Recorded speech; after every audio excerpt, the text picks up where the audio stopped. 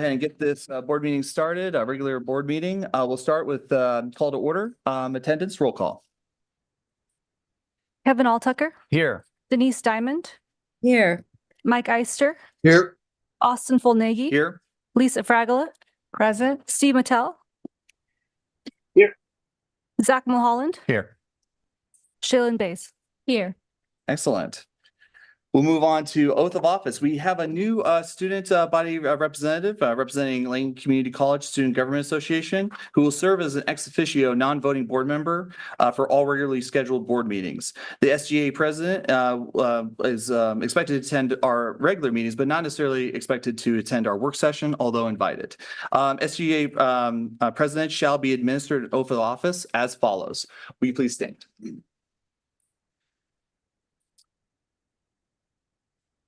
All right. I state your name. I, Shaylin Bays, Do solemnly swear or affirm do solemnly swear or affirm that I will support the Constitution of the United States, that I will support the Constitution of the United States, the Constitution of the State of Oregon, the Constitution of the State of Oregon, and the laws thereof, and the laws thereof, and the board policies of Lane Community College District. and the board policies of the Lane Community College District. During my term, During my term, I will faithfully and impartially discharge I will faithfully and impartially discharge the responsibility of the office the responsibility of the office of the non-voting student board member of the non-voting student board member to the best of my ability. to the best of my ability. Congratulations. Welcome. Thank you.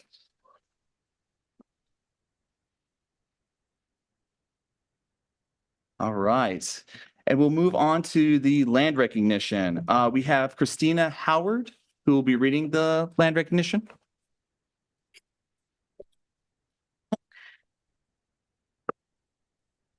I'd like to start our meeting with the acknowledgement that the land we are on is the traditional homelands of the Kalapuya people. The Kalapuya were stewards of this very land for over 14,000 years before their traditional way of life was forever disrupted. We start our meeting with humility and reverence for the original inhabitants, the Kalapuya. Thank you so much. Agenda adoption. We just need a motion and a second for adoption of the agenda.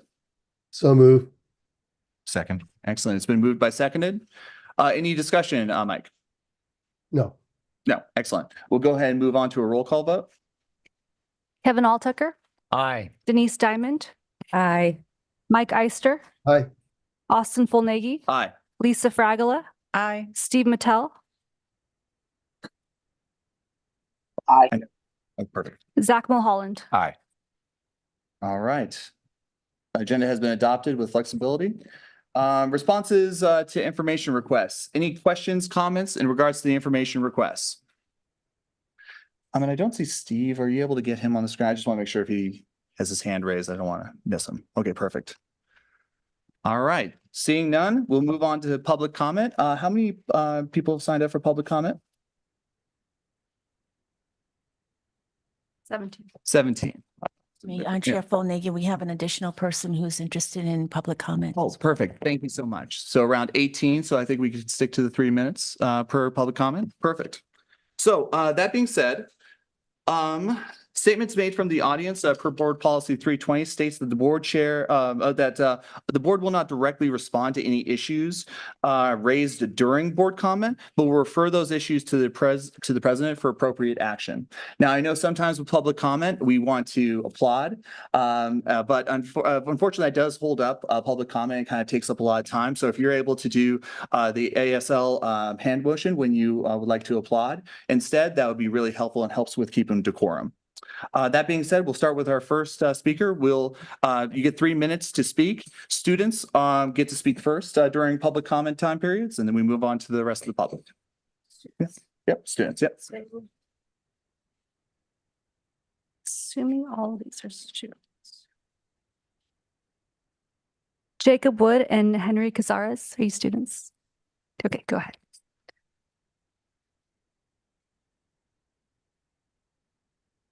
Hello, my name is Jake Wood. I'm a part of the Lane Community College baseball team, and I'm also a student. I'd just like to thank the team, the coaches, and everybody else for coming out tonight. I really appreciate it, taking your time off to hear us out on this discussion. So, been talking about having something of our own for a little while now, but we've also been talking about getting over barriers and discomfort as well. And I feel like not only the Lane Community College baseball team has done a fantastic job of that, but also the coaching staff. I'd like to thank Josh Blunt and Love Camp for really putting in the time, the extra work to make sure that we have everything that we need, no matter the circumstances. Us moving around a lot has caused some discomfort. Us having to playing in regions we're not used to. Wearing our white pinstripes at an away field is not usual for most of us, but that's a part of our culture here. We really have transformed the Lane Community College baseball culture into something that is very powerful and we use on a daily basis to our best advantage. We create energy where energy is not supposed to be, we're where we are not supposed to be the most energetic. And I feel like that is a huge part of this team. And I feel like if we have something that we can call our own, can just take this program to the next level. We are a very, very competitive baseball team. And I feel like if we have something of our own, it can just do that much better for us. We can use it to our best advantage. Thank you. Thank you. Next speaker.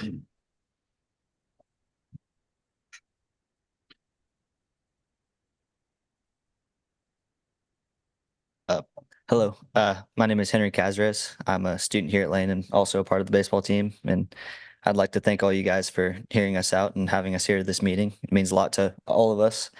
This is a very important topic to us, and I think Jacob did a great job speaking on it and touching off some of the stuff that he said. We've created a culture here at Lane that is strong, and it's not just on the baseball field either. It's in every one of our lives, in the school, at work, and everything. I also have a part-time job at Emerald's People's Utility District, and I've taken lessons that I've learned from this baseball team and applied them there, and it's made me extremely successful in life and school and everything. So the culture that's created here at Lane is strong, and having a place to call home gives a home for that culture too. You know, between those lines, there's a lot of memories created, and having a place that, you know, you can call home and you can come to, you know, whenever you need to is extremely important for this baseball team. And the culture is unlike anything that I've ever been a part of in my life. And having to travel around the city and the states for away games is taken away from that a little bit, but we've made the best with what we've got, and we've created a strong culture regardless. We've all got some pretty cool opportunities to travel places that we probably wouldn't have been able to if we had a home field, but having a place to call home is super important to us, and a place for that culture to live is also super important. So thank you for hearing us out, and thank you for your time. Thank you. Going online, Nora Johnson, followed by Nicole Solis. She declined.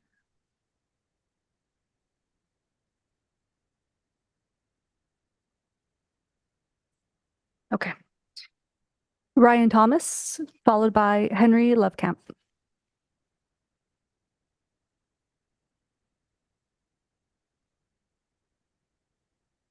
Hello, my name is Ryan Thomas. I'm a sophomore here at Lane.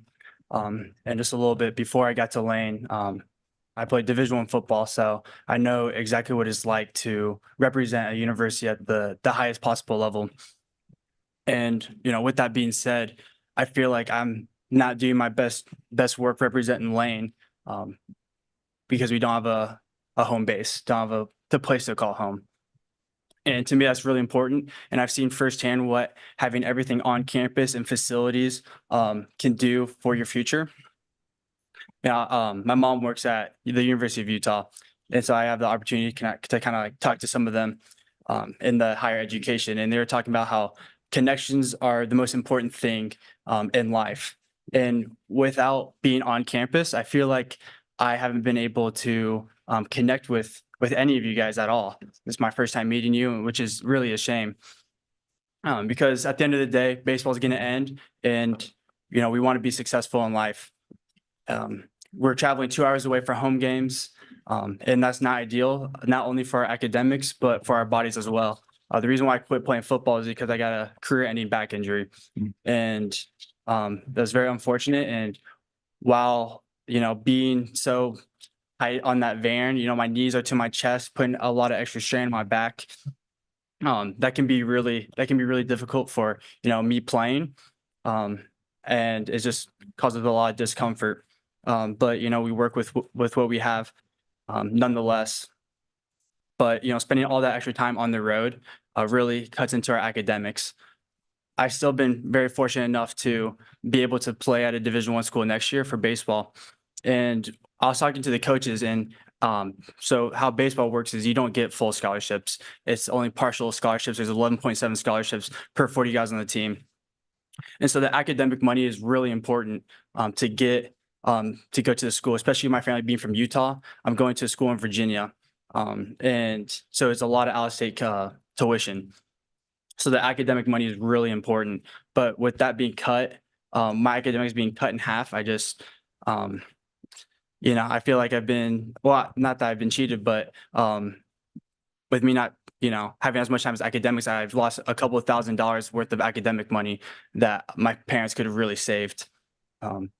And, at the Lane website, it says, let's see, I wrote it down. It says, we support each other to make anything possible. Our baseball program has supported a lot of the other schools, or not the other schools, other programs, basketball, track, soccer. And unfortunately, they can't return that favor and support us because they don't want to travel 2 hours away to come watch us play. Thank you guys so much for your time, and appreciate it. Thank you.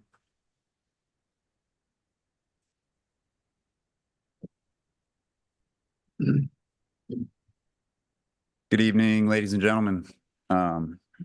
First off, just want to thank you for taking this time to allow the team to come in and fill this room up and giving us just a little bit of a platform to share what we're feeling and share our experience. I have a bit of a unique perspective. I've been at Lane here. I've been a Titan for 7 years now, 3 years as a player, and this is my 4th year as a coach. I feel very blessed because I had the opportunity as a player to spend my whole day here at Lane campus. I've been a part of 2 other college institutions, and this is by far my favorite. I had a lot of great classes here. I think that the resources that the campus provides are ample. There's a beautiful, diverse student body as well as faculty. And to be completely honest, that's something that most of these guys in this room have just not had an opportunity to feel and get an experience of. And to be completely honest, they deserve that. And the school deserves that. And the other sports programs deserve the energy and the intent that these guys bring every day. I think Jacob did a beautiful job on speaking on how our team as a culture has pushed through the challenges and pushed through the discomfort that our context has created, and that we've, to some degree, built something where there wasn't supposed to be something there. And this idea that to have a home base and to be able to take that energy and take that culture and really start to grow it and share it with the whole campus and the other sports teams, is just something super crucial and super important for this school, but also for the community and the sports community as a whole. I work at the Main Street Market in Springfield, and I tell people that I coach at Lane, and most people's response is, "Oh, Lane has a baseball team?" It's like, yeah, we have a baseball team, and we're actually very, very good. We're ranked top 10 in the country almost every year. We make it to the NWAC tournament and have placed in the top 3, 5 out of the last 8 years. So our success rate is high amongst challenging circumstances. So it's my prediction that if the circumstances were to become a little more supportive for us, not that they haven't been supportive, but always there's room for improvement, that the team and the culture, the coaching staff will have an opportunity to blossom with that. The amount of resources and energy and time that these guys have to spend every day going from point A to point B to point C, it's just really not fair to their academics, to their energy, to their financial system. And more than anything, I would like everybody that's not a part of the baseball team to get to experience the baseball team here at Lane. Thanks for your time. Thank you.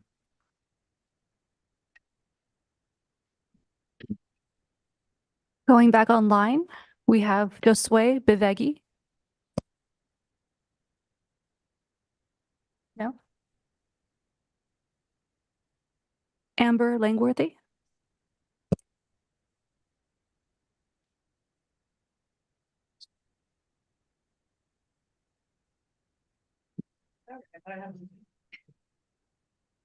Hey. I have 130 credits and I don't have a degree. I started my career at LCC 22 years ago after I moved here from Indiana. I started my first class in 2002 on general psychology, and my counselor at the time suggested I take this survey that would tally up my triggers or my traumas and see what would be the best fit for my career. And after filling that out, it tallied up and said I would be a good janitor. Something very wrong there. I took a 5-year hiatus. It took me a lot to come back here. I'm the first person in my family to come to college. Both my parents were addicts, and they did not value education. You just had to know things. So asking for help was not a thing that I was capable of doing at the time. And so I felt really shook up. I came back to LCC many years later. I flailed around thinking, well, maybe I'll do fitness instructor, maybe I'll do this. But what I really want to do in my heart was kind of help out the underdog, the kids like me. But you guys told me I couldn't.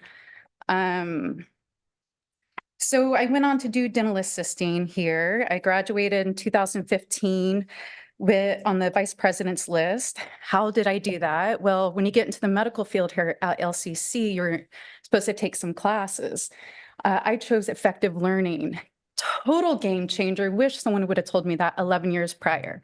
I learned that I'm neurodivergent. I am a kinesthetic learner, and I straight A's almost after that.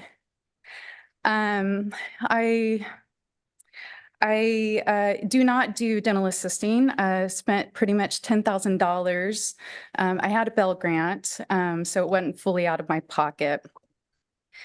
But what I'm here to say is we just need more help being advised. I felt like I was just pumped in, pumped out, and that was that. You're willing to take my money, but you're not willing to stand by your word, helping me as a student. Why? I just last year took a life transitions class. It used to be women in transitions class. That would have been so helpful 22 years ago. I've done a lot of unpacking, processing, so it was great to see that other people were in it. I took some things away from it. I also stumbled into TRIO this last year. So now I'm a TRIO member. I'm a CAR member. I'm advocating for myself. I'm really working hard, but I need you guys to get advisors because this disinvestment in advisors is just not working. And I have tried so hard to make appointments with advisors online because sometimes I get digital fatigue. Mm-hmm. And when I get to make the call, they say, do it online. Just help me out a little bit. Same with my in-person test. They want me to do it all online. I just need some support here. It's 22 years. You've gotten a lot of my money. So put the money in advisors. Let them hold my hand. Let them walk me around the floors like Lynn did, who just retired at TRIO, who walked me around some floor I've never even been to before. It was beautiful to share, we were together, we were talking. First time in 22 years. So I really want to see something different from you all. Anyway, sorry, I don't mean to be so No worries. If you I have a, did if you have a final thought, with the 3 minutes are out, but if you have a final thought, yes. Yes, I'll let you guys do the rest. I did print off my transcript. I have my timeline here for you and I'll pass it on. I appreciate that. Thank you. Thank you very much for your guys' time. Thank you. Isaiah, student. Okay, I'm gonna call him up because he's a student too. Mhm. Isaiah Contreras, Jennifer Fry, and then cute Blue Crook who was on for this one. We're all together. Okay, great. Okay.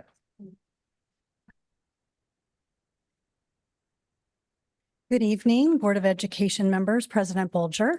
I would like to introduce the team which leads and supports our Sigma Zeta chapter of the Phi Theta Kappa Honor Society. I'm Dr. Jennifer Fry, Associate Vice President, Academic Affairs. Dr. Caroline Lundquist is our faculty advisor for PTK and the honors program and philosophy instructor. Blue Crook, who's online, thank you, is our classified advisor for PTK and library associate. Mike Sims is the project coordinator in my office.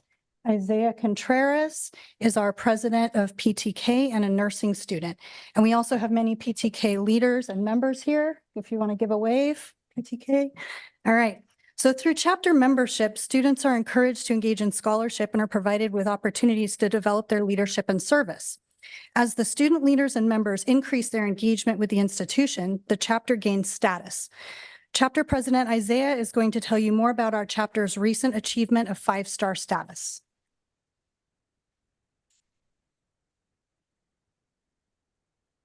Board of Education members, President Bolger. I'm so proud of our Sigma Zeta chapter. We really couldn't have done it without our amazing officer team. As student leaders and members, let's see. My apologies. Let's see. I wanted to also thank the officer team, Matthew Elixon, Scooter Milne, Kyle Solomons, who is doing this remotely, myself and our fantastic advisors. Getting to 5-star status is a year-long process comprised of 5 steps. So the first, there's what's called STAR requirements.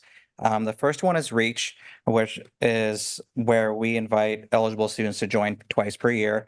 The next one is called the Engage point, where we elect officers and report them to PTK via the advisor dashboard. Also having one or more of the members complete any PTK Edge professional development course or Unit 1 of PTK's Leadership Development Studies course in the current calendar year. And one or more chapter advisors completing the Advisor Edge professional development course. The Network Star is comprised of a chapter representative participating in a regional and activity event, such as Scholar Dash or a regional project. Here at Lane, we have this well covered. Half of our officer team is part of the regional team. The Lead Star is implementing a college project, which is a joint leadership project by the chapter, with the chapter and the administration. This year, we focused on creating more opportunities for direct dialogue between students and administrators. Submitting the Hallmark Award entry, which is a formal write-up of the project, and also submitting an entry for a Hallmark Award entry.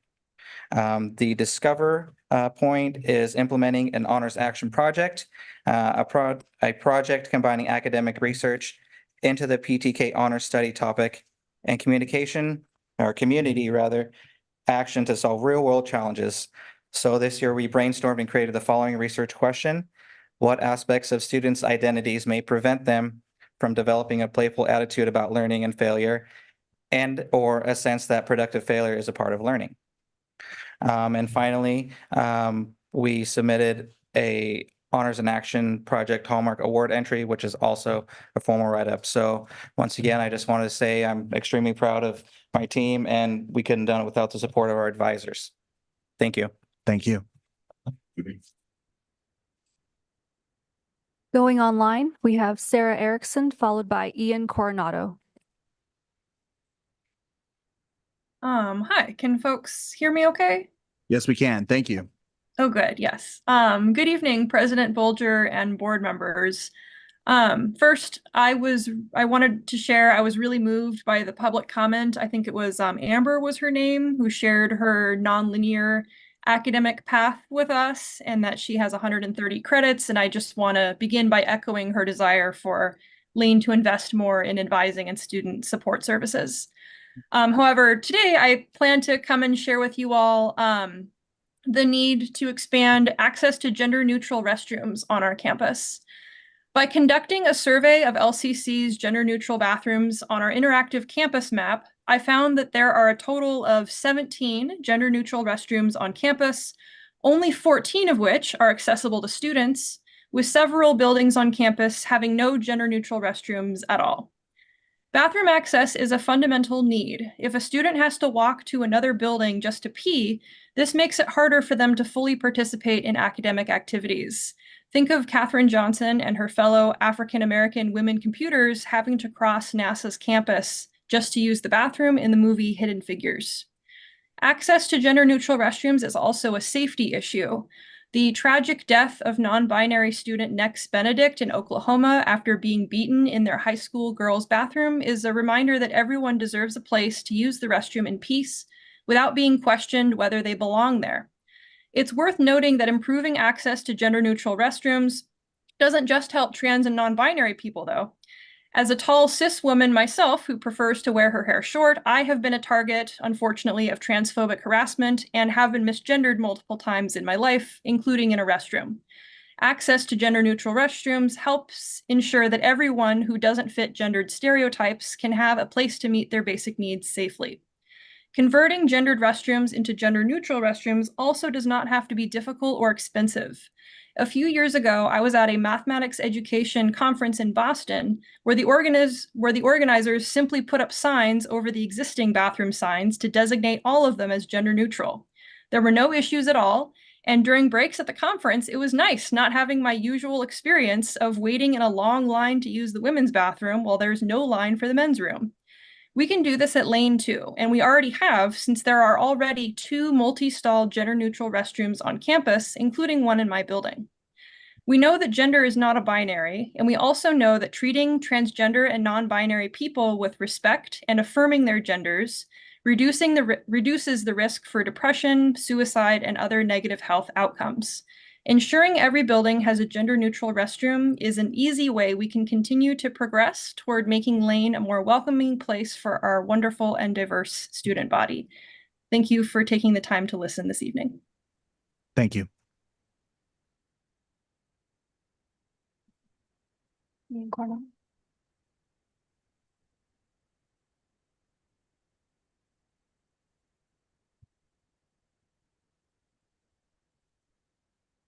Okay. Good evening, Chairman Polnaghy, board members, and President Bolger, and thank you for the opportunity to speak tonight. My name is Ian Coronado, and I'm the Division Dean of Academic Support and Innovation, which encompasses academic technology, academic and tutoring services, the library, and I also help work with the Center for Teaching and Learning. Starting with the Academic Technology Center, or ATC, I wanted to share a few things that have been going on and will affect the learning environment. First of which is that Sky Wen, who is one of our support analysts in the ATC, is developing a digital tools library that will allow employees and students learn what is available for faculty and students to use. One of the things that we've heard from many faculty is they just aren't aware of what is available for them to use. So this should make it a lot easier, and then have a commenting and visioning or versioning system. We are also updating Moodle's integration abilities so that we can use next generation tools with our learning management system. Part of that also includes updating our accessibility checker from Blackboard Ally to Use Panorama. And this tool is provided through our partnership with the Oregon Community College Distance Learning Association, or OCDILA, and is funded through the HEC, which is great because it means that it just takes it one less thing that we have to pay for. Use Panorama helps instructors to review the accessibility of their documents within Moodle and helps them to take steps to remediate them. In academic and tutoring services, or ATS, in the first term of this year, the Re-Envision course embedded tutoring program led by Sarah Pittman had tutors in 37 classes this fall term, and they served nearly 1,000 students. Tutors and academic coaches spent 1,400 hours working with students in fall, and so far over 1,100 hours this winter term, which is an increase over last year. And since the fall term, 640 new students have registered for tutoring. In the library, we recently hosted a poetry event with highly esteemed local poets who have an affiliation with Lane Community College, including Anthony Robinson, Laura LaHue, C. Rosenau, and Tim Shaner. And in the Center for Teaching and Learning, or CTL, we recently hosted the first Resource Fair for faculty and staff on January 30th. This event allowed visitors to learn about each of the stakeholder groups that contribute to and guide the CTL's mission of supporting student success and teaching excellence. The fair showcased the CTL's diverse offerings, from professional development workshops to resources for equity and inclusion in the classroom. And with that, thank you again for the time. Thank you. Jerry Meanigan and Kevin Steves, followed by Amy Beasley and Jim Garcia.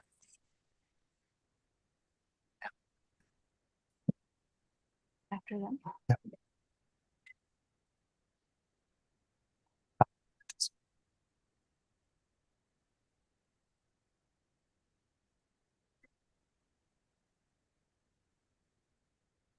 Good evening, President Bolger, ASLCC President Bays, Board Chair Fulnagi, and members of the Board of Education. I'm Jerry Meanahan, and this is Kevin Steves, and we are the co-chairs of Lane Community College's Faculty Council. We'll be reading a joint statement and sharing our allotted time.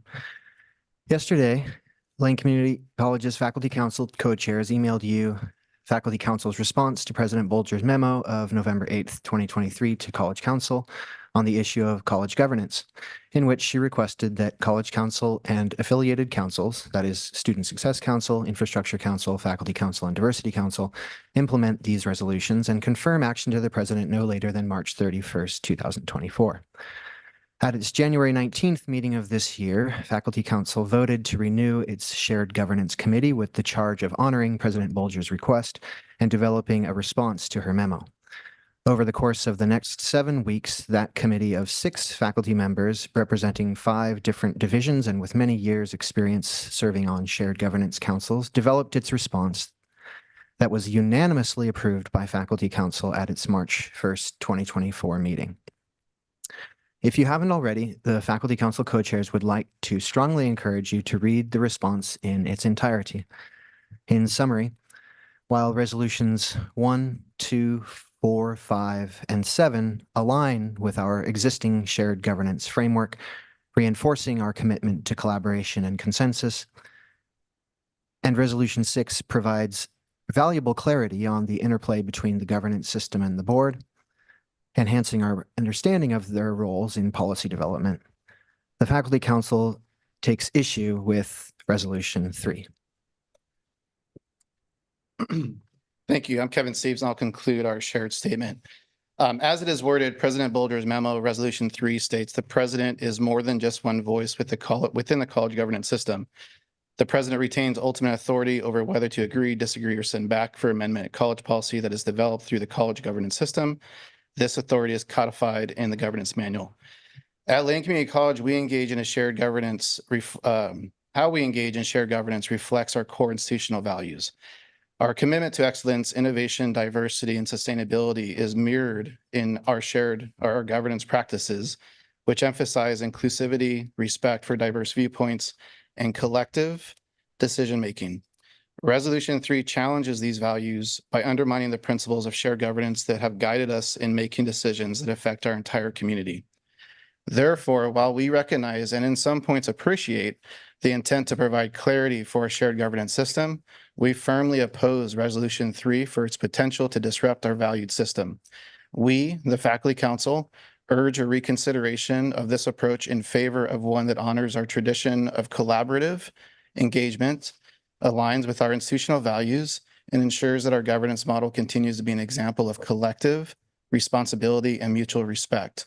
We, the Faculty Council, strongly affirm our commitment to shared governance system that reflects what we hold dear as an institution, fostering an environment where every voice is valued, every decision is made with a collective good at heart.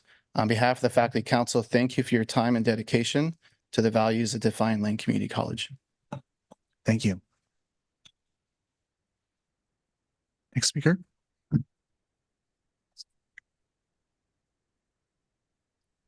Good evening. I'm Amy Beasley, and I'll be reading a statement from Emma Harris in Adult Basic and Secondary Ed. She's not able to attend tonight because she teaches on Wednesday nights during this time.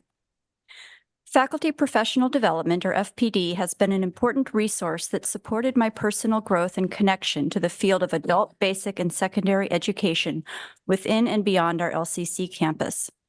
I have been awarded funding through FPD to attend the Conference on Community Writing and the upcoming Coalition of Adult and Basic Education Conference, as well as train in reading apprenticeship, all of which relate directly to teaching reading and writing more effectively in our ABSC program at Lane. Being able to attend these conferences has deepened my knowledge of engaging in community partnerships, creating effective classroom activities, and building more inclusive pedagogy. For example, the Reading Apprenticeship Framework has helped me develop critical reading activities that encourage students to have conversations with readings, narrating their process and connections, and building their metacognitive learning skills. With the specific reading apprenticeship focuses in mind, I have developed more activities that get to the social, cognitive, personal, and knowledge-building dimensions of reading. And I've seen improved comprehension and engagement with readings across the board in my classes. I've also seen students applying these metacognitive learning skills to other classes they're taking, which prepares them to succeed in their continued learning in any subject, as well as in credit classes. At the Conference on Community Writing, I attended sessions about community writing groups where facilitators took us through hands-on demonstrations of using writing as a tool for thinking, connecting with one another, and having fun. Not only do we often use writing as a tool for thinking in my classes, but the sessions I participated in motivated me to find ways in every class to work in fun to the process of reading, writing, and communicating, whether that's in the texts I assign as homework or the activities we do together in class. When we are laughing or working with materials people are excited about in class, we are more open to engaging, and the activities that the Conference on Community Writing sessions sparked are often the ones students remember most vividly. Without FPD's support, I would not have been able to participate in these experiences, and I'm grateful for the opportunity they provide to better support students in their GED, college, and career goals as I continue to learn. Thank you. Thank you.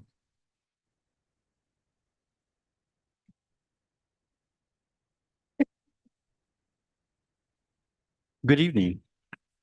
My name is Jim Garcia, and I serve as the Chicano Latino Student Program Coordinator in the Concepcion Connie Mesquita Multicultural Center.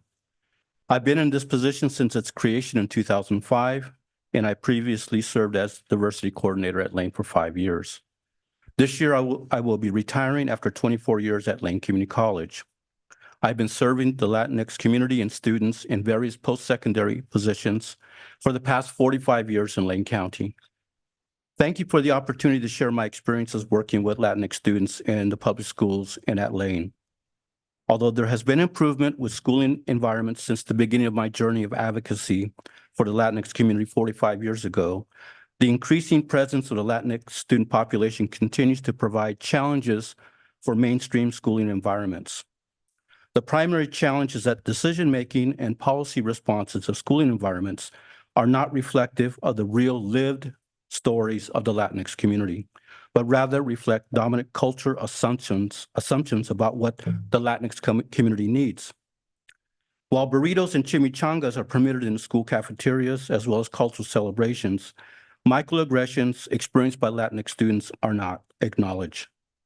Fortunately, through our Rites of Passage program at Lane, the Puertas Abiertas Leadership Academy, we do create teaching and learning spaces for students to share their voices that reflect the everyday realities of themselves and family members.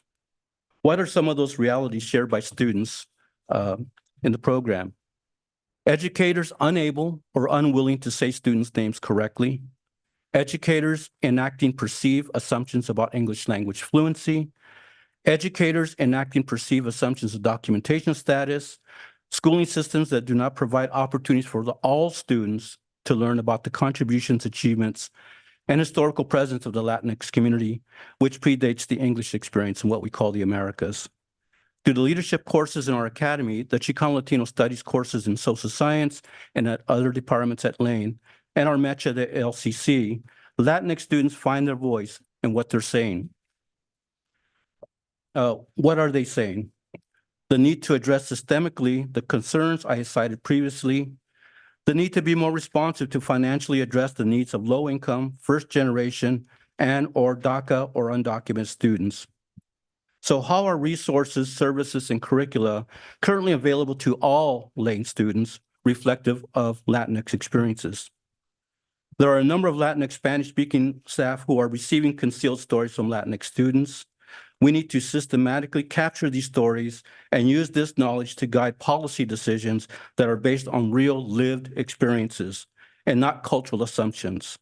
Capturing this knowledge will be a great first step towards Lane's effort of becoming an emerging Hispanic serving institution. If you could finish your thought.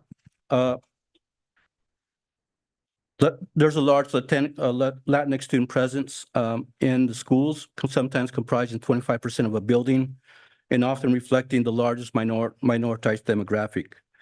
In order to create a sense of belonging, we need to listen to the stories of our Latinx students. Training for faculty and classified staff regarding cultural literacy of Latinx experiences should reflect the stories that Latinx students bring to Lane. Thank you. Thank you. Next, we have Idris Naabi, Wendy Simmons, and Christina Howard.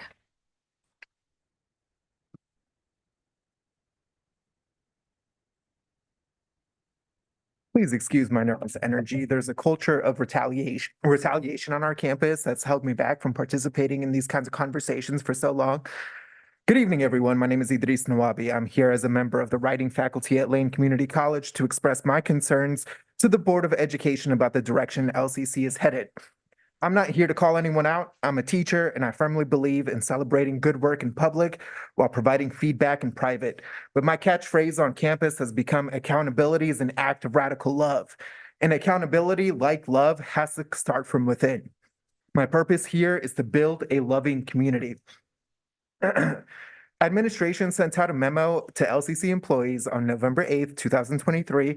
Not only is this memo clear evidence to show how leadership at this institution doesn't listen to feedback from employees, but it is an abundantly clear move to further isolate, separate, and marginalize faculty at LCC from meaningful participation in decision-making. I'm most concerned about bullet point 3, which my colleagues from Faculty Council talked about earlier, the one that begins with the president is more than just one voice within the college governance system. When questioned about how feedback from the October 2023 Board of Education work session was incorporated into this quote-unquote resolution, administration has demonstrated little to no willingness to have a meaningful and engaged conversation.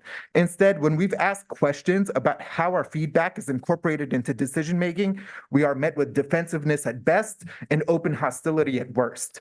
I've been afraid of speaking up at LCC because our reputation here is built on retaliation, especially against folks who speak up and promoting folks who stay quiet. Despite the earnest efforts of the fine folks in this room here today, this college is developing a bad reputation for how it treats its employees and students. Second, LCC's reputation is further tarnished when faculty are unable to perform peer review of decision-making. In academia, we use peer review to guide everything. It's how we claim legitimacy in our meaning-making. The 1108 memo says the president is more than just one voice within the college governance system. This means the president is not a peer, therefore nullifying the ability for peer review and nullifying the effectiveness of academic decision-making. If there is no peer review, then we are not making valid decisions. Finally, I wish there was more time for me to talk about the issues with retaining employees who come from historically exploited groups.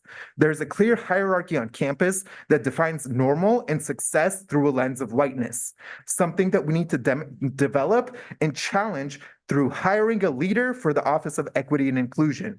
To wrap up, not only is this memo from 1108 evidence for how our leadership at this institution doesn't listen to faculty, but it's an abundantly clear move to further limit faculty from participation in decision-making. Our ethos is embarrassing. Thank you.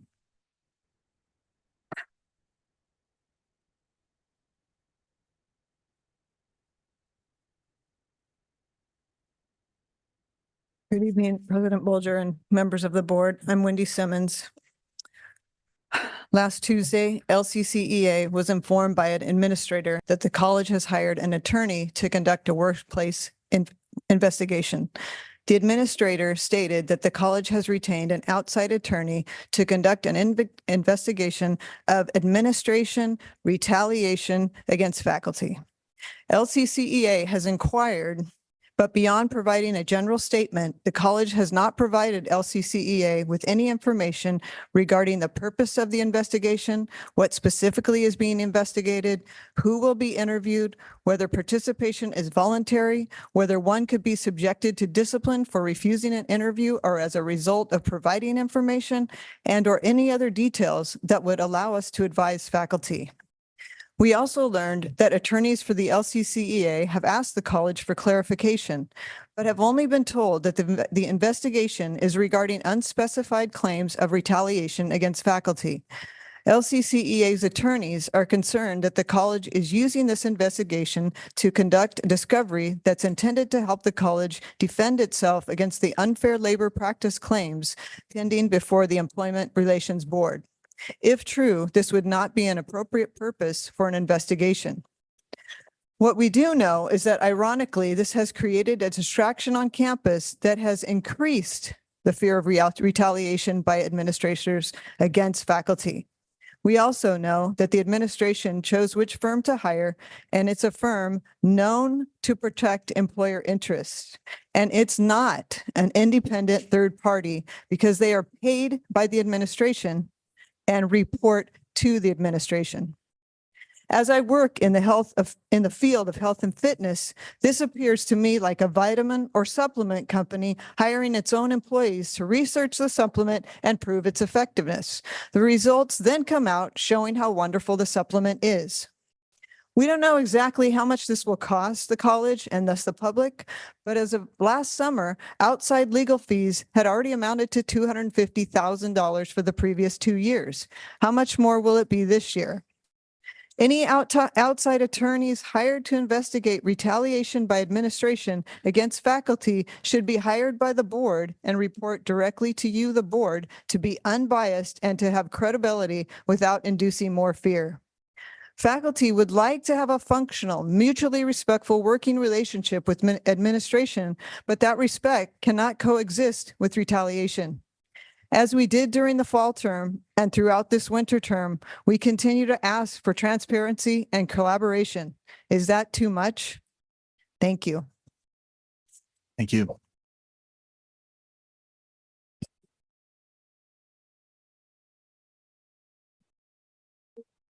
Austin, my laptop went to sleep, so I'm asking for some grace while I pull it back up. Thank you for letting us know. So it was last. Good last speaker. Okay.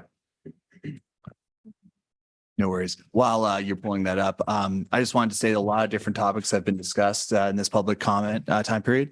We will work with the president for the appropriate response and so forth. There's a president's report and a student president's report after public comment here. I encourage you to stay there and we'll make some time for those who need to leave. I know students need to go to study and so forth. So yeah. Thank you. I'm ready. Go ahead. My name is Christina Howard. I'm the program coordinator for the Physical Therapist Assistant Program here at Lane. I thank you for the opportunity to speak. I'm going to take a point of privilege and say, I really want to go to a baseball game now. I've never been a fan, but your coach left. I do have a family member who's a scout for the majors. So, you know, but I really want to go. I appreciate everything that you said. And I really felt the energy and I would love to go to one of your baseball games and thank you for being here. I'm here to talk about the Physical Therapist Assistant Program, and I'm very excited to share that the collective work of our PTA faculty, our division classified professionals, the foundation, and our division work study students were able to do a deep dive into our alumni data. We are proud to share that to date, we have 272 program graduates who are employed by at least 200 employers who provide physical therapy. Our graduates have worked at 237 unique Oregon locations and at least 26 unique locations in the U.S. and British Columbia. Some graduates have returned to LCC to continue their education through the nursing program, and some have earned or are earning their Doctor of Physical Therapy degree. Additionally, many of our alumni are now clinical instructors, providing direct instruction to our current students who are completing their workplace internships. This is undeniable evidence of the amazing work of my colleague, especially Beth Thorpe's, or my colleagues, especially Beth Thorpe, who is well-liked and highly respected by alumni and employers alike. We're so very proud of our graduates who choose to remain part of the program as engaged alumni and as clinicians who share our commitment to physical therapy excellence. I'd like to especially recognize Susan Reynolds, physical therapist and board-certified pediatric specialist, who is our part-time faculty who teaches at our distant campus at RCC. Her expertise in the clinic and classroom are a significant reason we have been so successful in extending our physical therapy workforce development. She's simply amazing and an invaluable part of our excellent team. On April 18th, from 5:30 to 7:30 p.m., we will celebrate 10 years of an allied health partnership with Rogue Community College, our distant campus. We are preparing to welcome our 10th cohort of PTA graduates into the Southern Oregon workforce. It was only supposed to be one, because it was a grant, but here we are. Collaborative planning between our campuses is underway for the celebration, and we hope you will be able to join us and the RCC leadership at the White City campus. We are so very grateful to the Health Professions Health and PE Division and the Foundation for contributing funds towards our first, but certainly not the last, distant campus alumni event, and look forward to hosting more in the future. Thank you. Thank you. All right, that ends public comment. And again, thank you for everyone's comment heard and noted, and we will work with our administration on that. Next is the president's report and then the student body president's report. I begin my report with a thank you to the Board of Education for your belief in the noble mission of Lane Community College. I also want to thank Student Trustee Sawyer Smith for his service and welcome Student Trustee Shaylin Bass, newly appointed ASLCC President, to the Board of Education as a representative of ASLCC. LCC appreciates you for answering the call to serve. The college was engaged in work during the month of February to fortify its fiscal condition, its enrollment growth, and institutional culture. Some of that work will be presented in tonight's meeting. Interim Vice President of Finance and Operations, John Nisbet, will present scenarios for both tuition recommendations and multi-year budgets. His steady leadership has been closely following the challenges of increasing costs while maintaining attention on fiscal stewardship and sustainability. The Grow, Save, and Partner work groups have submitted recommendations for cabinet review this month. The college is tracking enrollment each term and preparing for fall 2024. 4 weeks before day one of spring quarter, enrollment, full-time equivalent, and headcount are trending upwards compared to last year. I want to recognize the LCC Foundation and Student Affairs for reaching out to students and receiving more than 800 scholarship applications, which are nearly pre-pandemic numbers. One of LCC's cultural values is fostering a culture of achievement in a caring community. Last week, I had an opportunity to greet the inductees of LCC's Phi Theta Kappa Sigma Zeta chapter. The American Association of Community Colleges acknowledges Phi Theta Kappa as the official honor society for high-achieving community college transfer-bound students. Through PTK, students participate in leadership, service, and a vibrant intellectual environment. LCC students will be part of an all-Oregon academic team in Salem in April, where they will be given medallions, certificates, and scholarships for their academic achievements and compete nationally.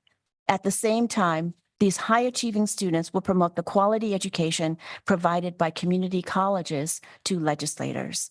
As I wrap up my report, I want to recognize that March is Women's History Month. The Gender Equity Center will host a Women in Transition reunion and hold events to honor the women of LCC for faculty, staff, and students. And that ends my report. Thank you. We'll move on to the SGA report. President. Good evening.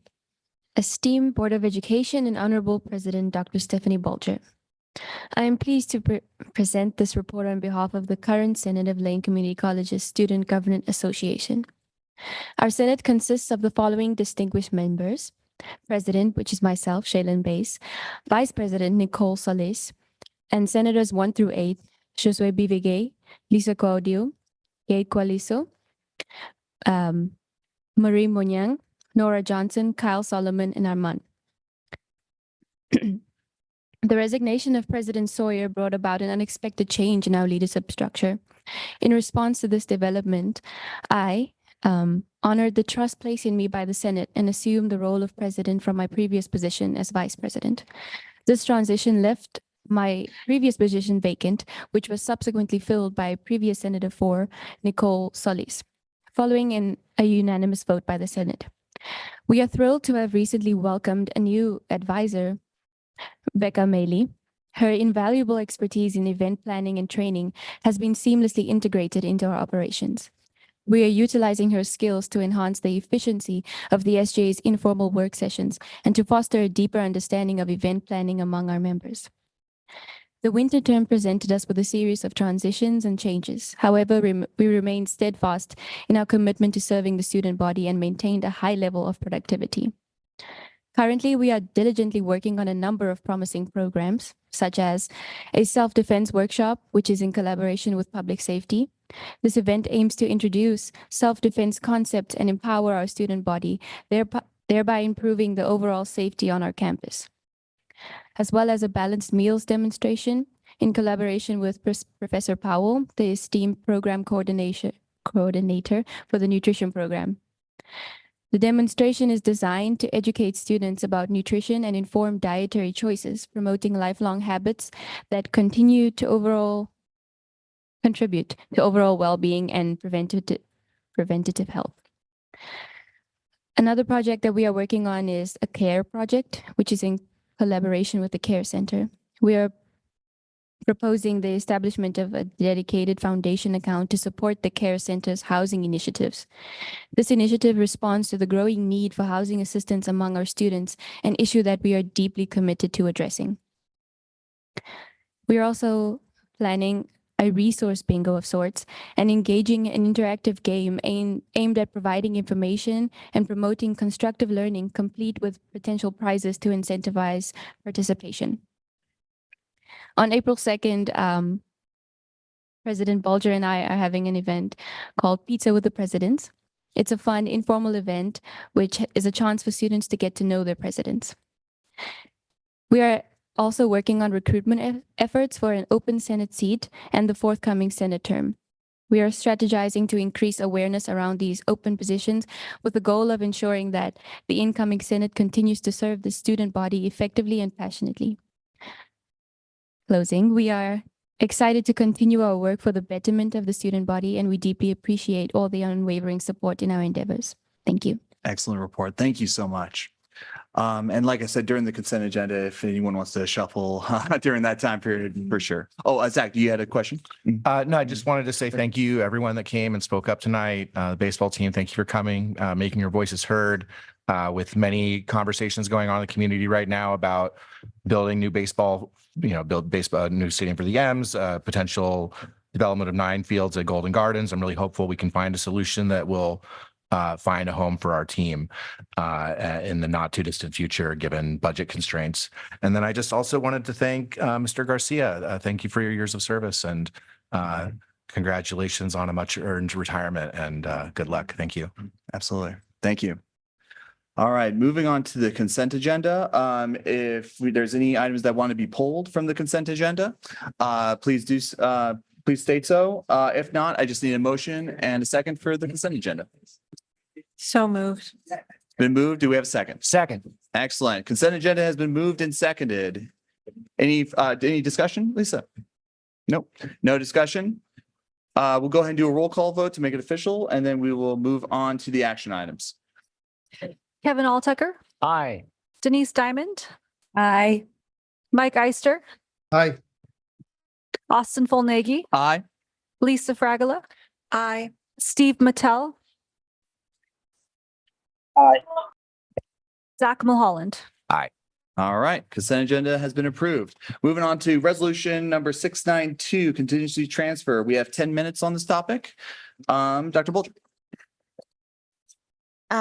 Yes. The resolutions, We are wanting to invite John Nisbet to talk about the resolution number 692 and number 693. You can take them in turn. Hi, John. John, I think you're on mute. Yep. Good evening, everyone. Yeah, thank you. So the first resolution 692 is a contingency transfer. The two items there included are one, a instructional position that was filled in December due to the program need in health professions, and a federal award hasn't yet been received. So we're covering that position. So we're requesting $89,000 for that. And then second part of the resolution is a shortfall in funding for covering the outsource for this interim BPFO position for February to April. So it just continues this a little bit longer. And that is $40,000. So there, if approved, there will be about 1.6 remaining in contingency for the college. I move approval of resolution 692. All right, there's been a motion made. Is there a second? Second. All right, it's been moved and seconded. We'll move on to discussion. Mike, would you like to speak to your motion? Unless I'm missing something, these are things that we have to do, and at least one of them will be backfilled at some point. Okay. Kevin, was there anything else you wanted to add? Okay. Lisa, I saw your hand up. Go ahead. Yeah, so John, I'm wondering, you said the federal grant has not been received yet. So when the federal grant comes in, where does that money go? Does it go back into the contingency where it was originally allocated from? Yes, it can. It just depends on the grant and the details of the grant. So if the date of award or whenever the date of award is set, that's when the salary can be picked up. So that's still to be determined. So I guess I'm still not clear. I mean, if we're backfilling it from the contingency, but then we get the federal funding, I would hope that we would replace the money in the contingency fund. It's kind of like we're making a loan, right? Well, sort of, yes. So we hired someone in December. So whenever the award comes in, and I don't know the details of the award, but once the date of award is set, that's when we can put the salary on it. So it depends. We may be covering, a portion of that. So 89,000 is requested. And if certainly we can give some of that back by the date of award, then we would do that. Hey, can you let us know when that grant comes in so we can get an update, please? Sure. Thank you. Excellent. Any further questions or discussion? Seeing no further discussion, we'll go ahead and do a vote. We'll rather than roll call vote, we'll do all those in favor, say aye. So all those in favor of passing resolution 692 contingency transfer signify by saying aye. Aye. Aye. Aye. Opposed? Any abstention? Seeing none, unanimously passed.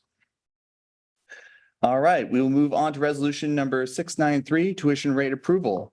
Dr. Walter. Yes, John, please. Yeah. Did we have two resolutions to approve? I'm sorry, I missed something. So never mind. Oh, okay. Sure. So yeah, thank you, Jane. So we've got really two pieces on the agenda to cover today. One is the FY25 budget development, and the other is this tuition increase. I think both are relevant to kind of cover as part of informing you, but we can first go through this and see what questions you have. So yeah, next slide. So just to remind you about where we last landed in conversation. So been meeting with the budget development subcommittee, and a number of parameters have been discussed there. I'll recap a little bit of that with the FY25 update. But on tuition increase, that subcommittee has recommended, or at least discussed with you, and hearing your feedback in the past, that a 3 to 4% increase would be most likely, or at least appropriate for the college. So what we've put before you is a 3 to 4% range for your consideration. Increase in resident and non-resident tuition and online. And then just for context on that, remember the international student tuition rates are locked. So this is year 2. The higher education price index has come in at 4% for last year. And looking or thinking about our standing of the college compared to other state community colleges, an increase of about 2.5% to 4% won't change our standing in the total of where we are compared to the other colleges. And that's just based on preliminary indications. So as they formalize that, that could change.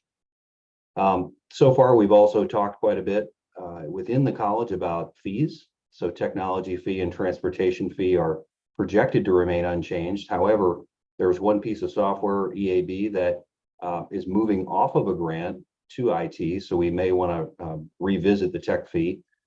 So we're going to talk a little bit more of that internally. The student health fee is something that Dr. Joyce and colleagues have been discussing and have a few options for us to talk about really in the next week or two, I believe. And so part of that does include students and their feedback. So we want to talk more about what our proposed rate is for student health.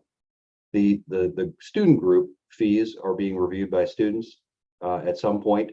That's not necessarily within the budget calendar, but whenever they do discuss that, this year we'll include any change in those fees. And then any course or differential fees, those are determined by the program, so it doesn't require board approval. So that just context on those things. So now getting to the meat here, as we think about enrollment revenue that we've talked about, really there's three main buckets. There's property taxes, there's state support, and enrollment, tuition driven. And the enrollment piece only represents a third of the total college's revenue. 1% tuition increase, whether it's 0 to 1 or 3 to 4, represents about $250,000 of tuition revenue. There's a discrepancy here between 370 and 250 that I can explain. And essentially it revolves around board policy. I'd like perhaps a little feedback or clarity on that we're seeking internally as well. The board policy 725 indicates that tuition will be rounded to the nearest 50 cents. And so in practice, that's typically been rounded up. However, this range of 3 to 4% that we've analyzed would mean rounding down 3% and up to 4%. So long story short, think of 1% as $250,000. So whether it's 4% increase or a 3% increase, that's a difference of $250,000 to total tuition revenue. So other main drivers, I think, that are important to consider for the board and its decision making. One, of course, student costs. That's a big deal, making sure we try to minimize that impact to students. Second is maintaining sufficient increase to help with higher education price index and other things and increased costs that the college is seeing, help us offset operating costs. And lastly is our rank and positioning against other community colleges in the context of the value that LCC provides, things that are unique. So our product, this is our price, our placement, our geography, and our promotion, how we're getting out to students and communicating. So that total mix of, is the value of LCC warranting where we are in the standings? So just thinking about that in total, and I believe that's certainly warranted of the tuition increase. So we go to the next slide. Generally speaking, so we've done a lot of work over the last several weeks on budget development and scenario work, multi-year planning in the out years.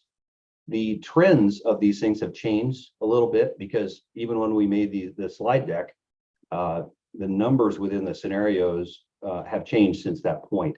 The trend, however, is exactly the same. So when we look at FY24, we're sitting about 8.7% as an ending fund balance this year.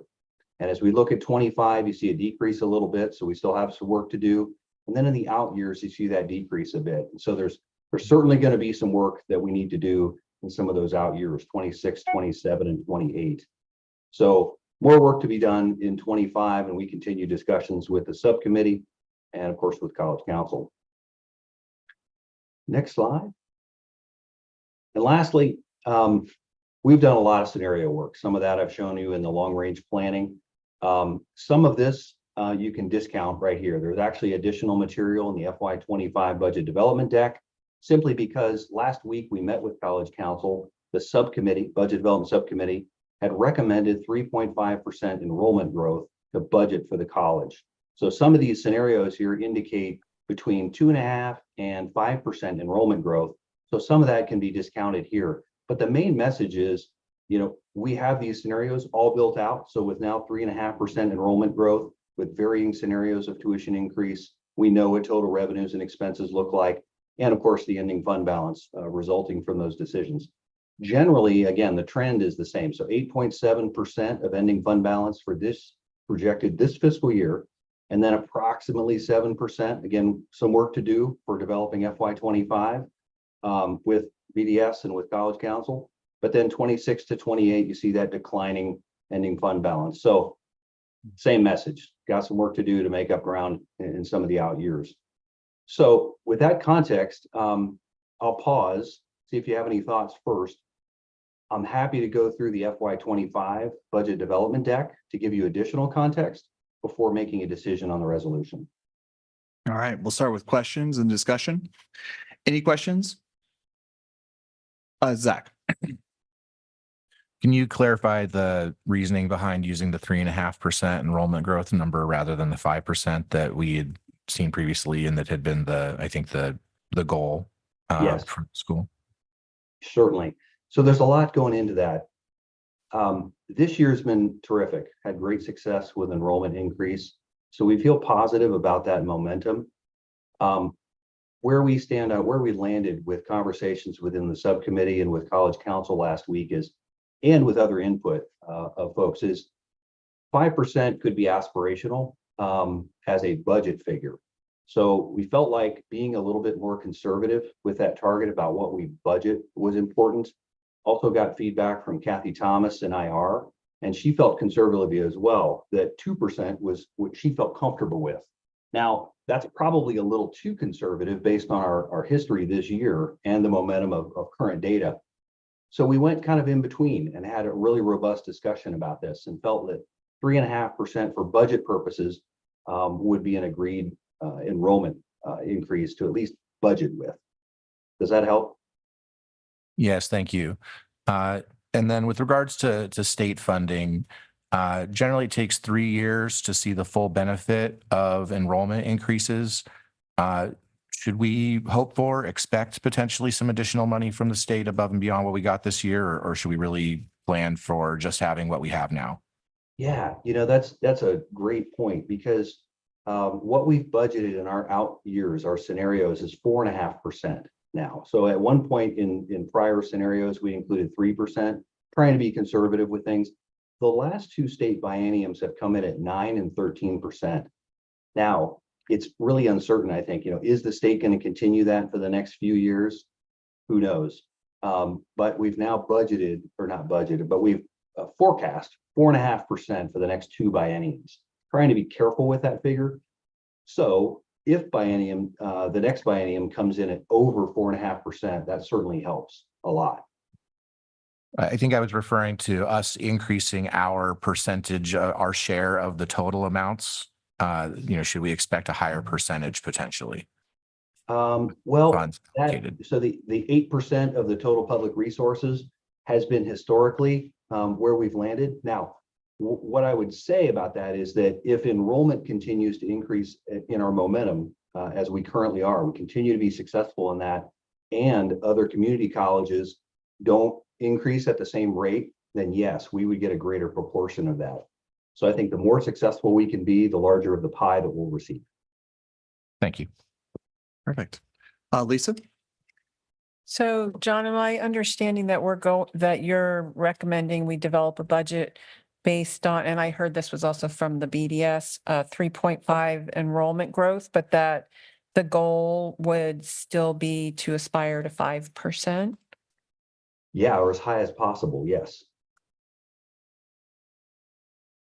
So there's a budget enrollment figure, and then there's what we realistically think, hey, based on our momentum this year, the success, investing in that, for example, in the strategic initiatives, investing in our growth with Motomatic and other marketing means could we shoot for 5 to 7% and continue this same momentum? And if that's true going into next year, you'd have some additional funds to work with. John, I have a brief question. Scenarios 2 and 4, there's a lot of similarities in those two scenarios, but there's some differences. Can you explain those two for me? Let's see, the last slide? Yeah, last slide there. Yeah, scenario 2 and scenario 5. I apologize. I said 4, but scenario 2 and scenario 5. Sure. So the 4 and 4 means a 4% enrollment growth. Yep. Which we've set on 3.5, but still, just for the sake of describing the difference, 4% enrollment growth, 4% tuition increase, and the difference of the last one, scenario 5, that CCSF 9, indicates that if, for example, we came in with a 9% increase in the biennium, the next two biennium within the out years, it really affects the last 3 rows. So you see that 5.9, 4%, 3.7 there. Those are much better than the prior 4 columns. So if the biennium comes in at 9%, the trend is still negative. So we, again, have work to do to make that up internally through our operation. But it's better. Yeah. So we took a look. Thank you. Kevin, and then we'll go back to Zach. Yeah, thanks, John. I'm a little confuzzled here. So help me understand this particular slide and then how it relates to the graph slide. So would there be value in redoing these numbers to recognize the 3.5 enrollment growth and then replotting those on the graph? Indeed, yes, we have done that. However, the slide decks are typically due sometimes pretty far in advance of this meeting. So a lot of work has occurred since then. So last Wednesday, we did meet with College Council. The 3.5% was agreed, but this slide deck was in prior to that. So we have done the work. And actually, one of the slides in the FY25 budget development deck does show 3.5%. Okay. Could you go to the slide that shows the trend lines? That one. So if you were to revise the numbers, am I understanding correctly that those trend lines would be even steeper downward? In 25 and 26. In 25 and 26, yeah. Depending on some of the other attributes of tuition increase, generally, yes. If you took it, if you isolate just enrollment and you said previously we predicted 5%, like scenario 1 in blue, and now we're at 3.5%, yes, it would be a steeper dive slightly. Gotcha. Okay, thanks. And I appreciate the timelines that you and your staff have to work towards. So thanks for the clarification. Yeah, of course. Yeah, we'll get to the other slide with 25 here, and when we cover that, maybe it makes a little bit more sense too. Excellent. Zach? What level of specificity are you looking for tonight?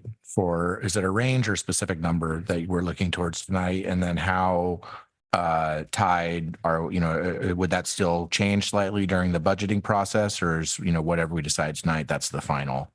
Yeah, what I would recommend is making a decision on a number tonight so that we are able to then finalize that within the budget scenarios, and we know exactly what we're working with the subcommittee and College Council next week. I would also suggest, Chair Flonegi, that tuition, I believe that once the tuition rates are set, then they take effect for summer registration. And so the earlier the better, because there are a lot of steps to walk through for the team. Understood. Okay. And sorry, and we're opening summer and fall together for registration at the start of May. Understood. Was there another document that you wanted to show us to continue this conversation? Yeah, if you don't mind, just for additional content. Yeah, let's have Denise and then we'll go to the document. Denise? Thank you. Can you give us some example numbers of what 3.5 means for students in contrast to 4% from a student point of view? Yeah, interesting. So what we project is actually based on credit hours. So I think other folks in the room might be able to chime in on how many students that means if they know off the top of their head what we have today, and then give you a swag on, what 3.5% would mean. essentially, let me look real quickly, because credit hours, just for the sake of information here, credit hours this year are approximately 179,000 for the college. And so next year, 3.5% would mean we would go to 185,000 credit hours. If anyone in the room could chime in on number of students, feel free. We have those numbers. I don't know, Kathy, are you able to pull them? Are they handy for you? It would take a moment. Take a moment. Okay. Okay. Thank Well, while we're looking up those numbers, is it okay if we move on to the next document to just continue our conversation? Yeah, of course. For my end. Excellent. Great. Yeah, so let's cover budget parameters, the budget development update for you. So want to give you just some other updates for how we're thinking about FY25's budget development. Take a look at what some of those tuition increase scenarios look like. And again, some of the numbers within that have changed even since, Friday, because we continue work. Budget development, for example, met today and agreed on some additional parameters. And then give you a sense and wanted your feedback on a couple things related to ending fund balance. So if we can go to the next slide. Reminder, so projected revenue parameters, state funding's flat, 3 to 4% tuition increase, property taxes would be 3.2, mentioned a 3.5% enrollment increase as part of the budget. Everything else, including ERTC, just budgeted conservatively accordingly. Now on expenses, we've now included the classified bargaining agreement. So that's impacting 24 and 25. So that's now included in the model. Management's projected for an increase at 4% as a pool. And the faculty has a continuing contract this year, so to receive COLA and step increases as part of the existing contract. We also have, as part of budget rebalancing during this fiscal year, last year, 1.6 million of positions was held. And so we have reviewed as a cabinet initially on some of those positions, how many of those were essential to fill. So we're trying to maximize filling those positions because many of them were deemed pretty essential, either for compliance or other reasons. But we're also going to review a holistic position vacancy across the college, not just held positions in this fiscal year. We're going to review all of those with cabinet and with BDS next week. We also talked, and just to remind, 3% as an increase to material and supply to help offset inflation. So we're adding there. And then strategic initiatives, things that are essential for the strategic support and growth of the college. 550 would go for deferred maintenance. 550 would also go toward investing in IT infrastructure. So a lot of hardware, for example, in that sunsets isn't going to be supported with Microsoft. It's going to be essential to replace laptops, things like that. So that 550 will help there. We've added 50K from 250 on Lane Forward, and you heard from Shane last week on what the impacts of the program, and then investing 200,000 in marketing for enrollment, again essential for continued growth. We've also heard your feedback about spreading the Fund 9, those deficits we've talked about, the sub funds, and recovering those over a little bit longer period of time. So we're spreading that out now over 3 years, 24 to 26. It's about 1.6 million per year. Keeping up with the operational needs, but then also paying those back. So spreading that over the 3 years. Another item for discussion is this reduced or a topic of reduced reserve for revenue shortfall. So this year we have 3.8 million, and that was put in place prior to me, but discussion with the board about how to buffer for potential tuition or enrollment increase this year. And so of that 3.8 million, do we need to maintain that, or now based on a 3.5% budgeted enrollment increase, do we perhaps reduce that to what's covering 1.5% growth? Because again, the data shows that conservatively, we feel like we can attain at least 2%. Let's cover 1.5%, which would be a $350,000 reserve. So we'll talk a little bit about that too as we go forward, but want to just remind you about some of those topics. So on the scenarios, now each of these is a 3.5% enrollment increase. It's 3 3.5% and 4% tuition increases. And so what I mentioned about board policy and rounding to the nearest 50 cents, the scenario one, if we go with prior practice and we round, it would actually go to 143.50. So we were going by policy versus practice. But I think we've now clarified that, but open to your feedback on it. So essentially the new rate from $139 per credit hour would either go to 143.50 or it would go to 145 based on the range of scenarios. And so the resulting revenue and expenses are reflected here, and the expense reductions that we're working with. Now, some of these have changed because we've continued to work on this since the slide deck was put together. And so we're getting much closer to a balanced budget. I gave you some topics as an example. Today in the subcommittee, we discussed a number of things. One was including the employee retention tax credit in the budget, but pairing that 1.4 million due to be received with the Fund 9 transfer of 1.6 million. So that would go to help support that transfer. Potentially, that'd be part of our planning. I mentioned vacant position review next week, both in cabinet and BDS. We also talked quite a bit about vacancy savings. So the trend over 12 years is approximately 2.6% of what we realize in vacancy savings each year. So when a position turns over and it takes 3 or 4 months to hire for the next person, you save a little bit in salary and benefits during that time. So 2.6 is the average. However, in the last few years, that's been a little higher. So the agreement from the subcommittee was 3%. So we're going to include 3% in the scenarios. Another perhaps favorable thing that we're looking at is OPE, or other personnel expenditures related to positions. So that's benefits. And the benefit rate was expected to go up by 1 to 2% for next year.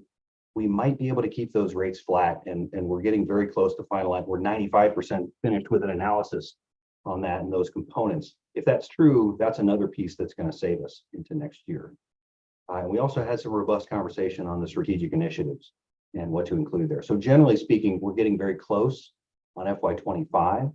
So what I want to show here is a topic really I'd like your feedback on, and that is, so this year we anticipate being at 8.7% for the ending fund balance. So you see that in the bottom 5 rows, 8.7%. So we're below 10. And as a result of that, we need to have a plan that comes up to 10% within 3 years. This is year 1. So within the next 2 years, we'd like to propose being at 9% in 25 and 10% in FY26. So those trends show, it would go negative. So we have some work to do, and the work, of course, is occurring with BDS and of course then with College Council. But those attributes are being discussed, one, to balance. But once we get to balanced, we still have some more, about another million and a half to find in order to get us to 9%. So that's something I wanted to seek your counsel on, your thoughts. 9 and 10% for 25 and 26 would be our ambition. And I think on the last slide, perhaps there's another trend. No, never mind. The trend is very similar, put it that way. Trend's very similar to what you saw before, the continuing end fund balance decline. So apologies for misleading a little bit earlier in a comment. So really discussion items are, one, tuition increase. I highlighted the 4% tuition increase column mainly because I think that helps us to, one, meet our operational needs, to reduce the need to make additional reductions to expenditure more than we're already going to do. And I think it meets with the higher education price index and cost increases, and with parity of other schools where they're appearing to be trending as well. So that's one piece, tuition increase. Second is what I mentioned about the ending fund balance goal and the timing. 9% for 25, 10% for 26, I think is good fiscal stewardship. I actually just received an email from S&P to have our annual meeting with them, and would like to be able to communicate, hey, we've got a plan, here's what it looks like. We're improving the sustainability and the fiscal stewardship of the college with a 9 and 10% plan over the next couple of years. So if you're in agreement, wanted to at least get your feedback on that. And then the third is the reserve for revenue shortfall amount. We're proposing we move that to 350,000 to cover 1.5% this year. So we would reduce that reserve. So I'll stop there. Excellent.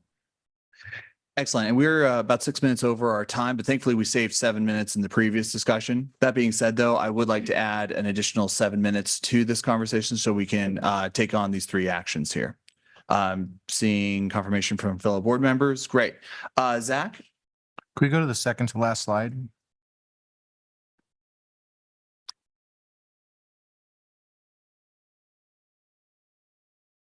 I just want to make sure I'm understanding the parts in red marked there. That if we wanted to balance this year's budget, let's say take scenario 3, that if we wanted to balance this year's budget, we would need 1.372 million in cuts in order to balance the budget and have an ending fund balance of 8.7%. Is that correct? So 8.7% is what we're projecting for FY24. That's nearly complete. The 7.7% would be what would be a balanced budget for FY25. So this 1.372 is what earlier we needed to come up with, and that number is smaller now based on conversations. But if we have a balanced budget, we'd be at 7.7%. Then to get to 9%, we need to find an additional 1.3 million. Or to get to 10% in a year, we need another 2.2 million. So that's pretty aggressive, but that's just for perspective of what we're hunting for. To clarify, to be at 7.7, we need a 1.372. To get to 9, we need the 1.372 plus 1.32 in addition to that? Correct. And then to get to 10, we need another 2.15 in addition to that? Or does that include the 1.32 to get to 9 already?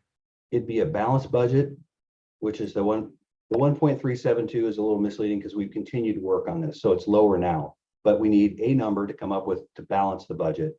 Okay, so let's say we had a balanced budget scenario right now before you for FY25, and it was 7.7% projected for FY25. If we wanted to get to 9%, we have to find 1.3 million more. So you said that right. And then if we wanted to get to 10%, we'd have to find an additional 2.15 million over balance, not the 1.3. Okay, so 800,000 over the 9% number approximately. Yeah. Okay, got it. Yeah. Thank you. Yeah, that makes you got more it. sense. Perfect. Lisa? Yeah, so I'm wondering about the reserve for revenue shortfall, because you're asking if we feel comfortable with reducing it to 350,000.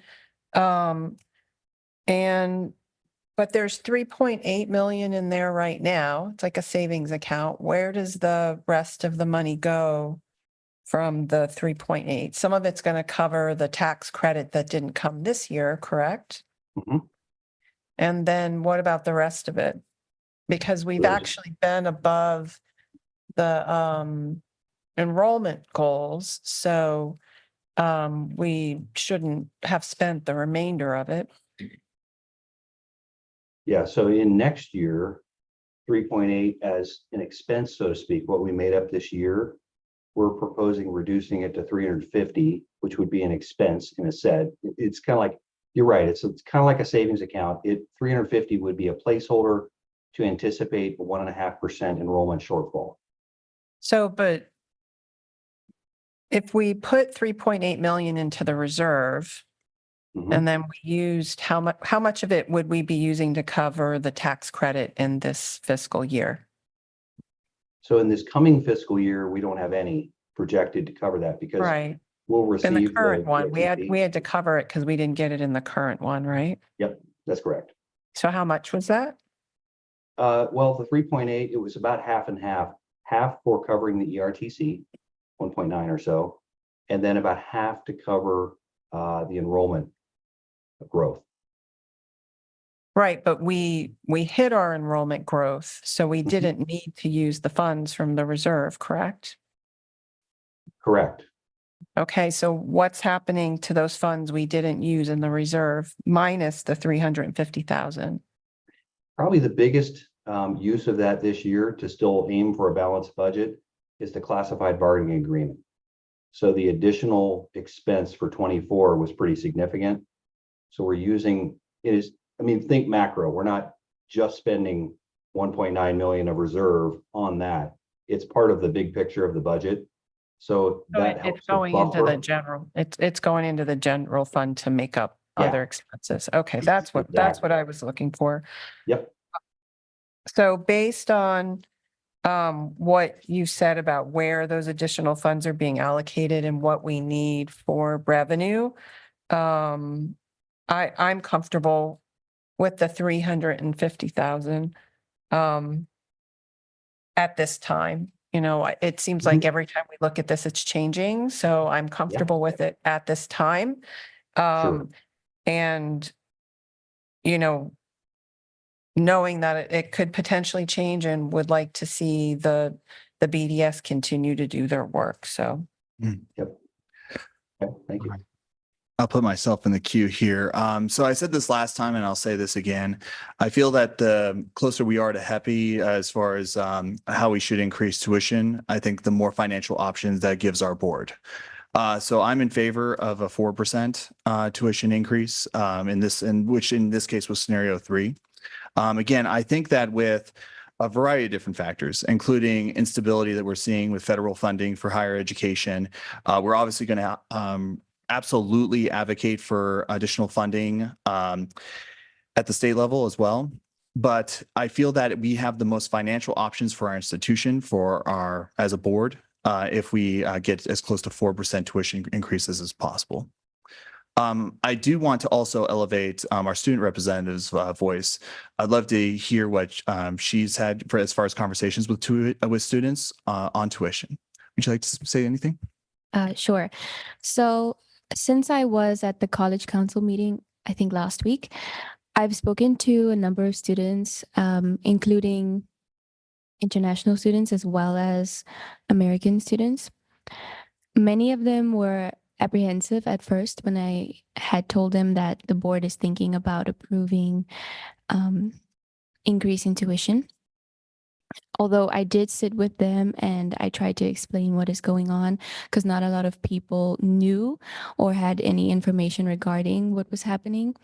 So I spoke to them and I can't speak for everyone, obviously, not for all students, but for most that I have spoken to, a lot of the students came to their own conclusion before I even spoke about why the board might be increasing or thinking about increasing tuition.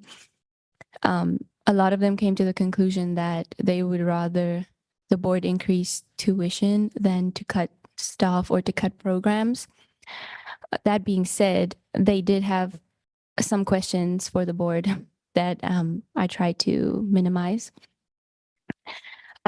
Would this increase come with some kind of I don't know how to explain, but some kind of help for the students in terms of some students are work study, and yes, the work study students are only allowed to work 20 hours, but many of them don't even work that 20 hours, like they're only offered 15 or less hours. Would there be a scholarship fund increase perhaps? Would there be increase in student life / advising, which I know we've already heard about tonight? Would there be more grace for late fees and so forth? That's just a short summary of the questions that some students have had and that I've spoken to today as well. Excellent. I don't know if we have any answers to those questions. John, President Bulger. I think what we'll do is we'll take those questions. We appreciate them, and we will certainly take those questions and respond to the students. Thank you for those. Thank you. All right. Zach, Kevin, Zach, then Lisa. Go ahead, Kevin. Yeah, quick question. So on the spreadsheet that you showed us, and one of the columns was solid green, does that column represent a 4% tuition increase? I can't remember. Yes, it sure does. Okay. Okay. If it's okay, I'm going to let Denise go next so that she has a chance to speak. Denise?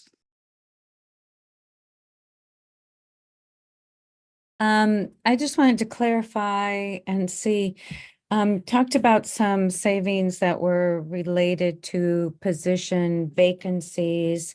Do I remember correctly that there is a fairly significant group of retirees coming up? And where are those savings listed, or how are they incorporated? Yeah, I think if Shane's in the room, he could speak to perhaps the bigger picture of that. I think the only component that I'm aware of or knowledgeable of is the faculty separation incentive. So there have been a number of faculty that took the separation incentive this year, so there'd be a payout for that. And then positions that have been reviewed, faculty that are in as part of the plan and the budget to hire for next year. So if there are folks in the room, by all means. But essentially, we won't see that till 25. The refilling of many of those faculty positions, yes. Okay. As far as other retirements, there may be someone there.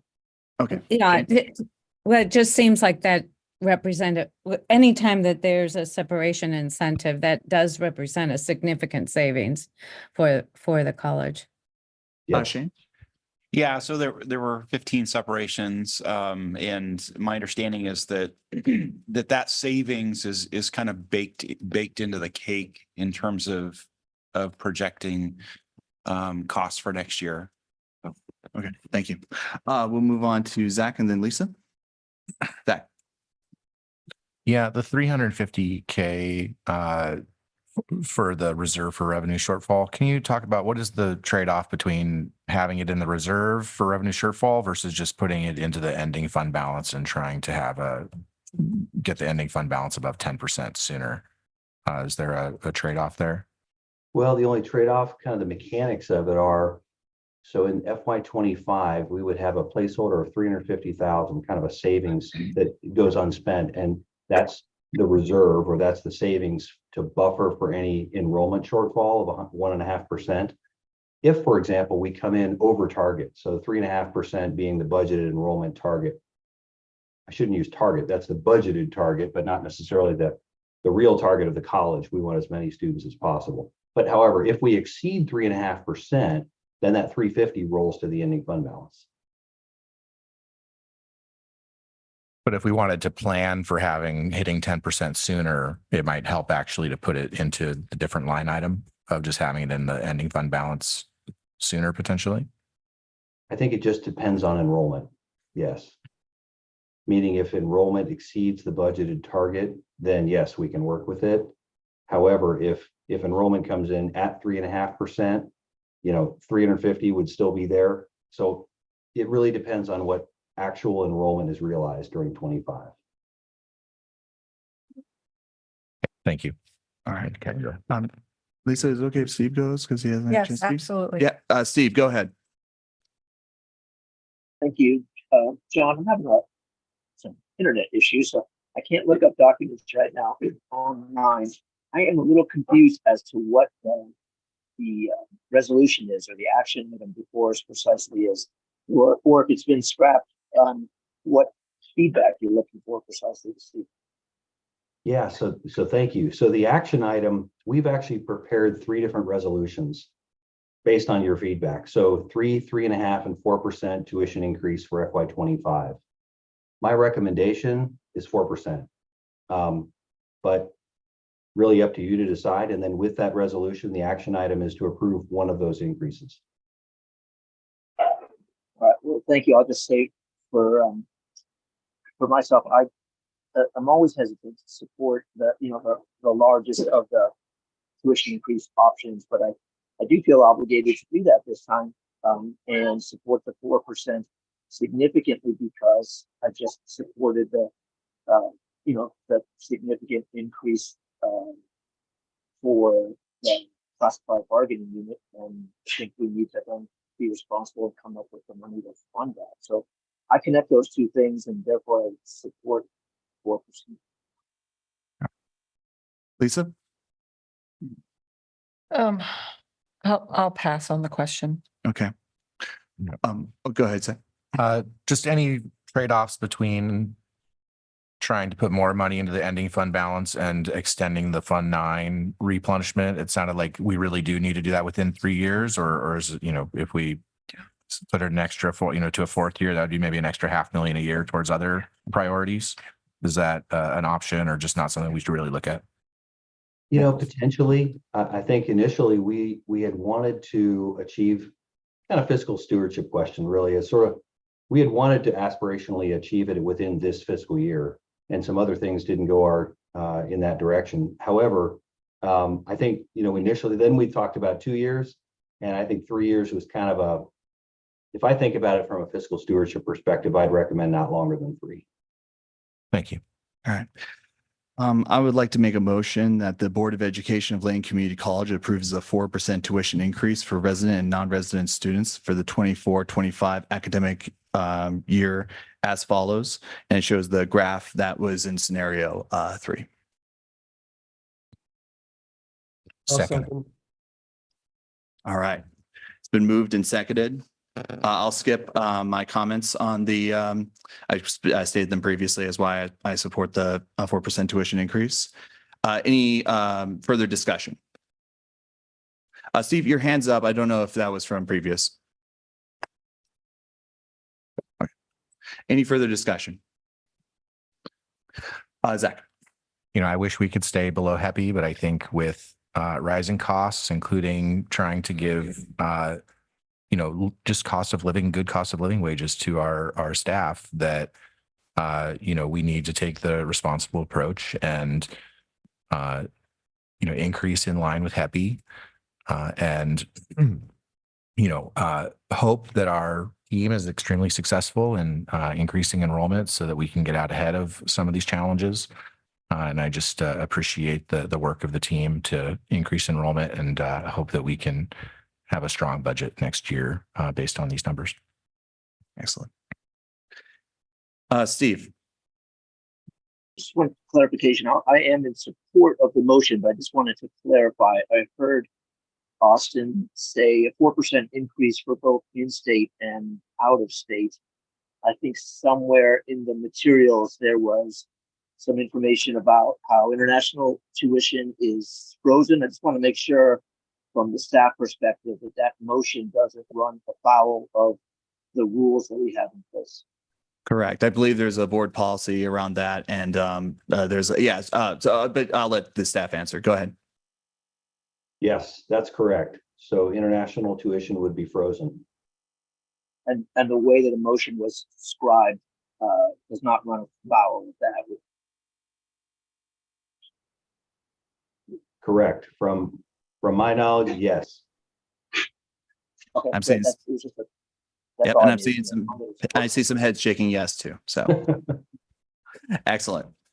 All right. If there's no further discussion, we will go ahead and do a vote. All those in favor of the motion signify by saying aye. Aye. Aye. Aye. Opposed? Any opposition? Any abstentions? Seeing none. Again, I know this was a difficult conversation. I really appreciate the board for having this conversation, and I appreciate the students' inputs as well. Zach. So now we probably need to provide some insight on the other two questions around the 9% versus 10%. Yes. And now, is that going to be a motion? That's not action. It's just you running guidance, correct? That's a discussion item. Yes. So Okay. I would recommend 25. We have a 9% goal. And then 26, we would achieve, would have a plan to achieve 10%. Does that sound reasonable? Zach, go ahead. Yeah, yes, that sounds reasonable, but if we could actually just pull up that second to last slide again. I just want to look at the cuts question, because I do have some concerns there. So assuming 3.5% enrollment growth and the tuition increase of 4% that we just approved, we are looking at a needed expense reduction of 1.372, which is not identified, and then an additional 1.32 in expense and reductions above and beyond that. So about 2.7 million in expense reductions, it looks like. And so I have some concerns about where those are going to come from. And given our difficulty in cutting, M&S and other areas further, where are we going to get that? I hope we also will look at, whatever options we do have to increase revenue limited that they may be, whether that's, increase in college now. I think we have about 2 million of bond funding for solar and energy efficiency projects. So maybe there's a way to get some energy cost savings.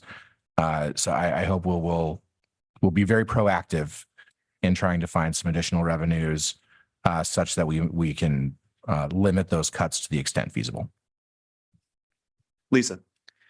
Yeah, I have the same concerns and thinking back to the conversations we've had about, we have no policy for replenishing Fund 9.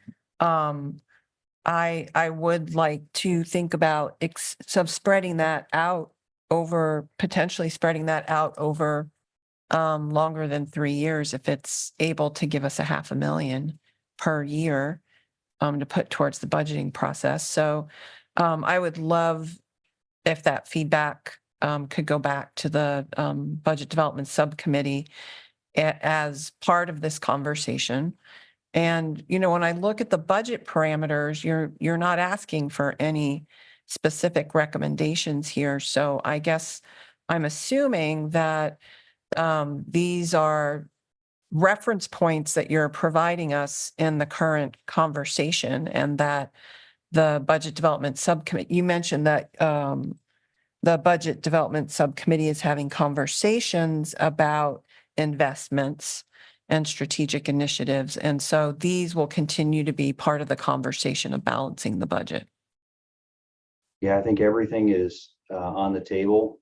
I mentioned that the 1.372 is much lower now. I think we're getting very close to a balanced budget with the subcommittee. So to get to 9%, we'd be on a hunt for 1.3 million. All right, Mike. Yeah, if the board is going to provide feedback to the Budget Development Subcommittee, I think it needs input from the full board. And I'm not sure that I agree with Lisa's recommendation. Which part? The part about the part about extending the amount of time. Thanks for that clarification. I'll just chime in really briefly here, and then we'll go to Steve. I feel like the more that we are able to extend it out, the more stability and options that it provides us. Speaking from financial dynamics, I know that there's some hesitation from board members on that, but I see some value in the extending out of it throughout that 3-year time period. Steve.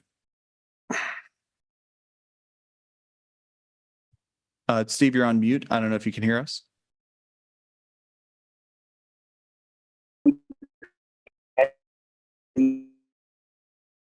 Oh, darn. You're kind of breaking up there. Can you hear us?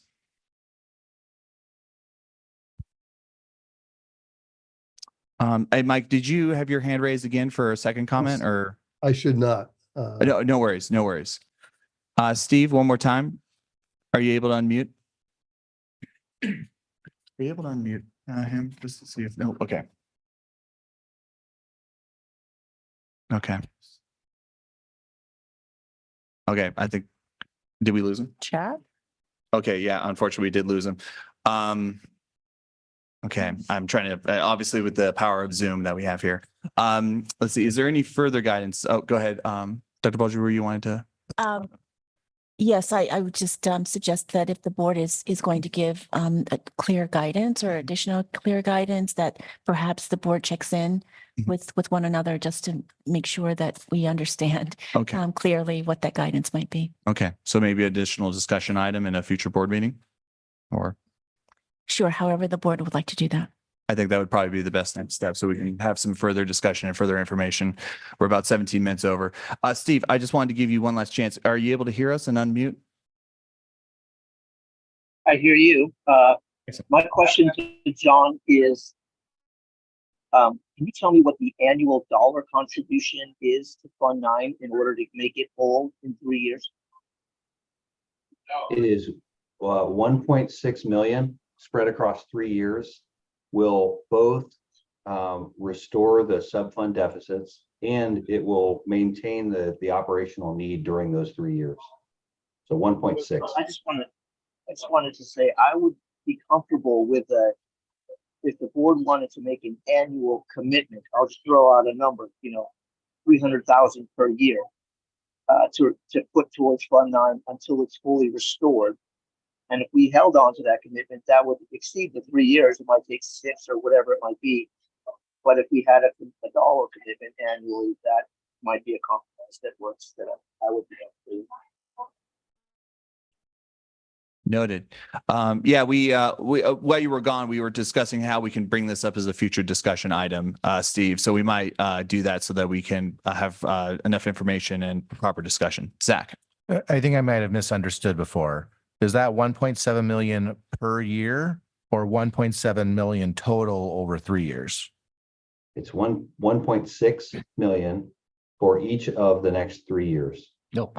Okay, so 4.8 million total. 1.6 million per year is what's in these scenarios. And Yes. so I was thinking instead of 1.6, maybe 1.2, 1.1. We might take slightly longer, but that we would have, it would actually be potentially significant amounts of money that we could put either towards reducing our shortfall each year. I guess just as we move forward, what I'd be very interested in is any opportunities we can have to provide some wiggle room in the budget. I think I'm very hopeful we will have slightly higher state revenues than we're projecting. We'll get a greater share of that budget, that will get greater than 3.5% enrollment growth.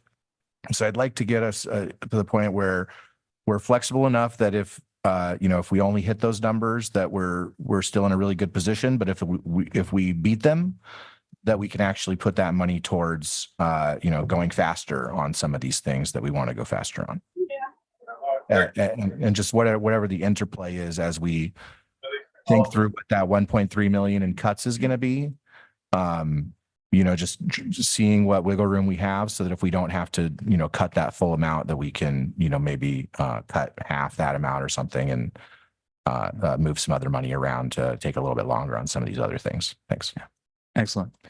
Steve, I know we're way over time.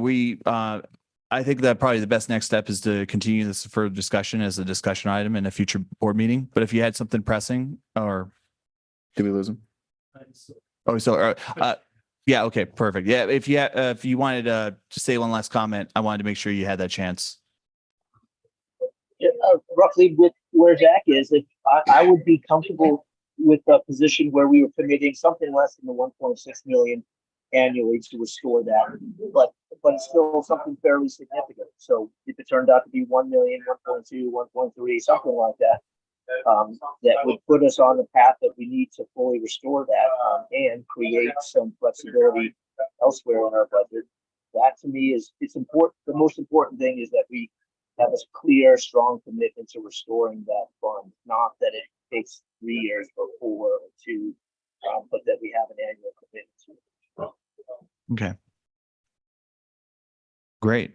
I'm hearing some guidance there from the majority of board members, but I'm open to scheduling a future conversation though about this too. So I hear some guidance, but yeah, just wanted to. Could you clarify what you're hearing when you say you've heard from the majority of board members? I've heard from 4 board members that they were wanting to extend out the time period in which we bring back the ending fund balance for that. Mike. Yeah, to elaborate on my earlier comment, if we're willing to commit a significant amount, say 1.2 million a year, I'm much more comfortable in extending it.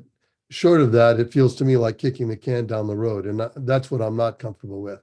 But if we make a commitment to lock in on a number per year that is significant, I could live with that. Okay. Great. Excellent. So with that, I mean, I'm hearing some guidance, but John, do you have the guidance that you need to move forward with anything?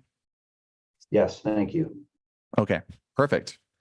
Well over time here for this action item. So, and I greatly appreciate the conversation because I know it's a difficult one. But regardless, though, we'll move on to the discussion items. The first one being the affirmative action report. Yes, this is an annual report to the board, and Shane Turner will lead us through this report.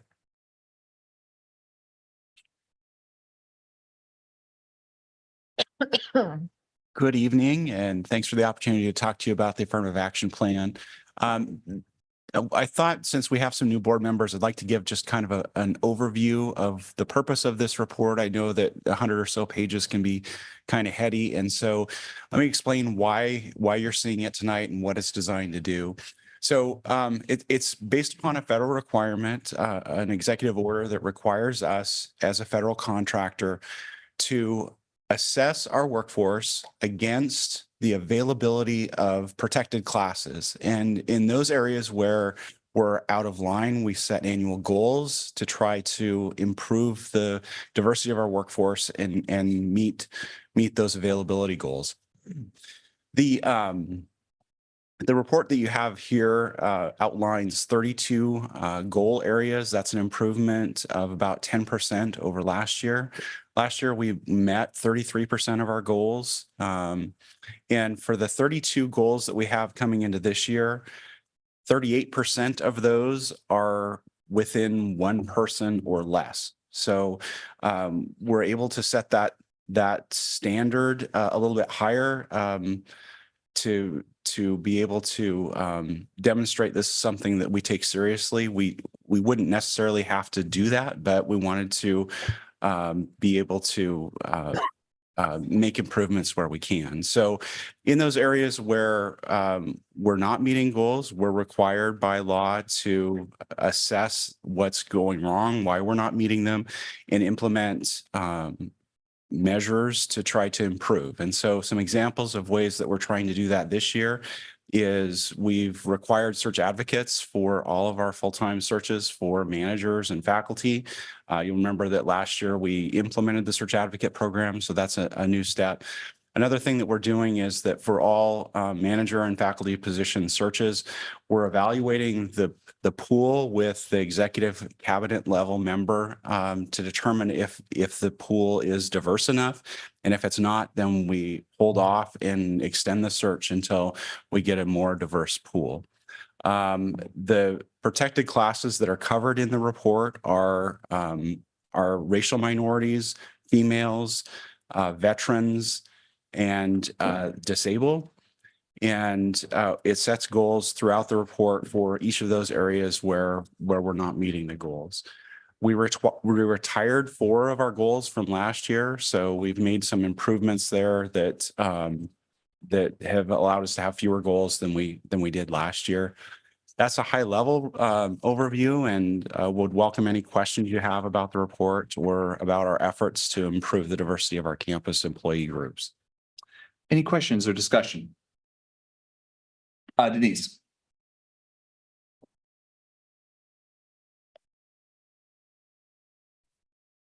Hi. We've heard a lot in public comments over the last many months about diversity in our campus on many, many levels, and also about positions that do represent some of these protected classes in this report. So I'm a bit confused between the reporting and meeting the goals here, and then some of the comments and actions that have previously been taken. Can you help me understand that better? Yeah, I'm not sure I understand the question, Denise. Can you rephrase it? We heard from counseling areas in particular where underrepresented groups were positions were being changed around, or there was real concern about their positions. And so how does that line up with meeting the goals for this affirmative action report? Sure. Just to be clear, for all of those positions, all of those faculty were retained. So those positions weren't eliminated. But the goals that are created in this report are done by mathematical formula. So in each position group, we assess that against the availability of the minority populations for those positions. So fine arts faculty, how is our representation against where we recruit? And to be clear, we don't recruit just locally for these positions. For faculty positions, for management positions, those are national searches. So we're comparing against availability data for those. And so the goals are established. If there's a shortfall that's identified of more than a fraction of a person, we're going to set a goal for those. We're obviously concerned and interested in retention of those minority groups as well. And there are things that we do within the plan to try to maintain those populations, because it all goes into whether we're meeting the representation goals or not. So just to follow up, I don't want to overutilize my time, but with that in mind, we don't really know the vacancy positions or this the separation incentive, how many people are represented in some of these groups that we are perhaps losing, so to say, they're leaving. So would we be able to get some numbers on that? Sure, I can get you the representation of the faculty who left and the separation incentive. They will show up in the next year's report, right? Because that will be the composition of our workforce next year, and it will be reflected in the percentages that you see. Thank you. Sure. Any further discussion or questions? All right, seeing none, really appreciate the report. Thank you so much. We'll move on to the budget update and parameters. This is the third discussion on this. Dr. Bulger? I believe that John has covered this, and he covered this during the tuition item. And so I believe that we're moving to 4C. Perfect, great. Just wanted to double check, make sure there was nothing else in there. Board exemplary practices. I'm hoping to take less than 20 minutes on this, but we will see how it all goes. So I wanted to point out two documents here. One is under the board operating agreements. You can actually find this document in our board docs under the library section. This document was used during the survey when we were, as an ad hoc committee, getting feedback of what we would like to see for board exemplary goals that we wanted to achieve as a board. That feedback was greatly appreciated and was discussed at length at the ad hoc committee, which consisted of myself, Denise Diamond, and Mike Eister. The second document is the actual draft board goals for the 24-25. And by the way, the title is pretty loose here. Obviously, we said board goals. These are separate from the institutional goals, obviously, that we voted on and passed and gave to the president to pursue institutional goals. These are board goals for us and internally as a board. We discussed the use of the title board exemplary goals. And so forth. There was some hesitation of using that language, which is why we settled on the board draft goals for 24-25.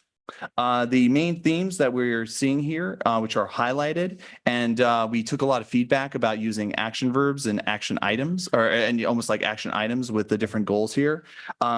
Around specific areas of board promotes respectful dialogue, the board ensures transparent decision making, the board will create positive college climate, use equity lens toolkit, and will regularly, and the board commits to the president's success.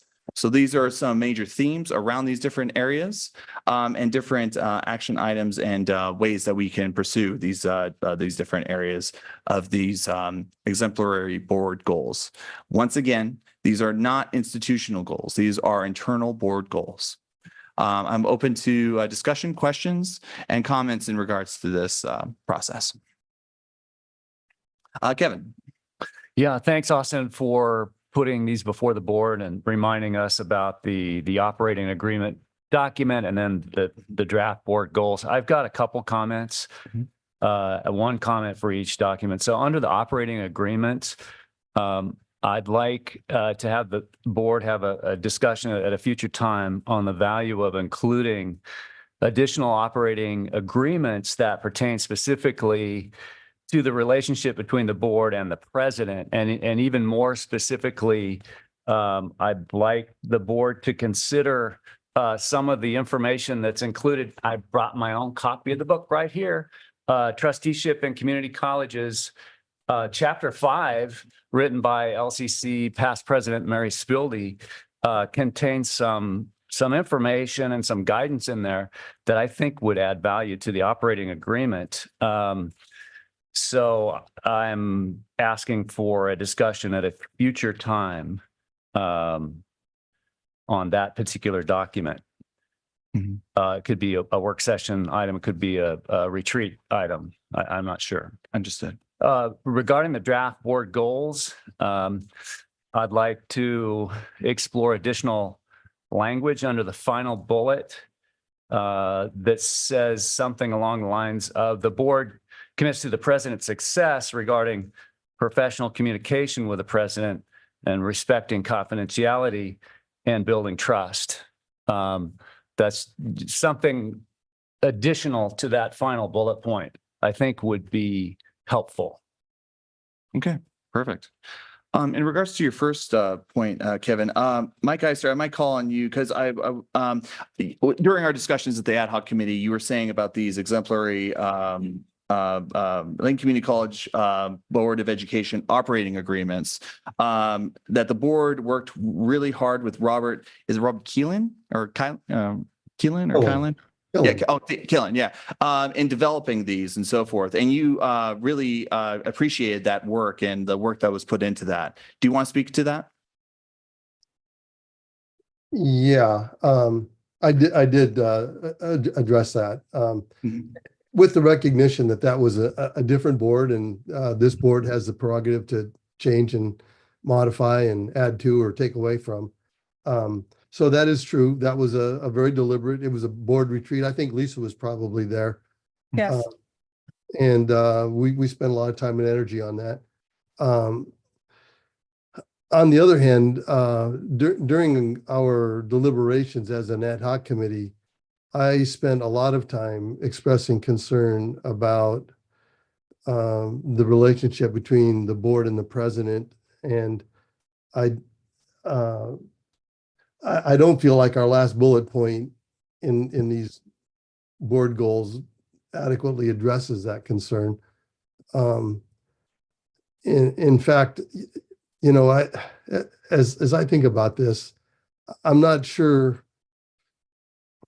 that it's a very important or good use of board time to even talk about these board goals when our president has been operating as president the entire time with her hands tied behind her back because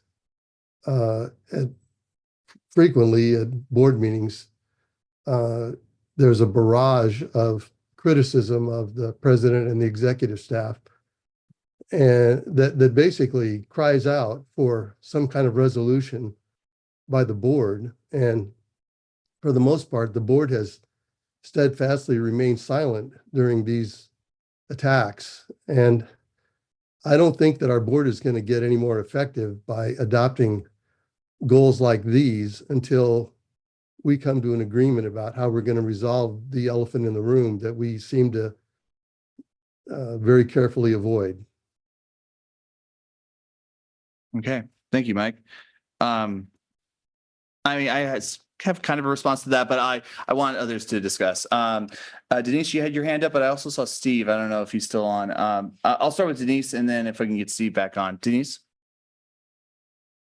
Go ahead, see if you can get Steve back on because whenever we can capture his connectivity, that's great. Yeah. Steve, can you hear us? I actually, yeah, no, I hear you. I'm listening to the conversation. I actually dropped my hand because I think both Mike and Kevin made really good points. I don't think I have anything more to add other than that I support the direction that they want to pursue. Okay, great. Thank you so much. We'll go Denise, Lisa, and then Kevin for a second round. Go ahead, Denise. Okay, well, I appreciate Kevin's additional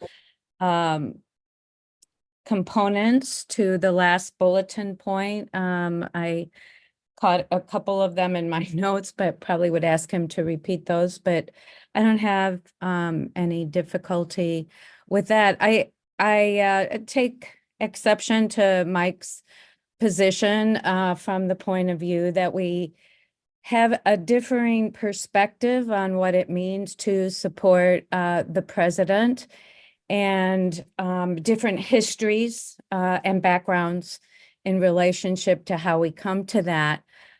We have had some difficult discussions and we have had some difficult sessions of public comment and reports. However, I do believe that we as a board have demonstrated that we do listen to a wide range of perspectives, and that is our role to do so.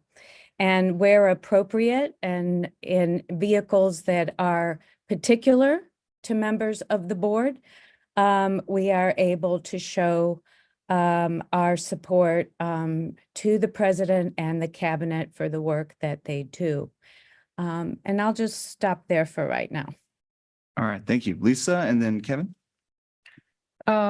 So I also have very positive memories and a high regard for the professional development we did with Robert Killen around the operating agreements. I felt like that was very productive.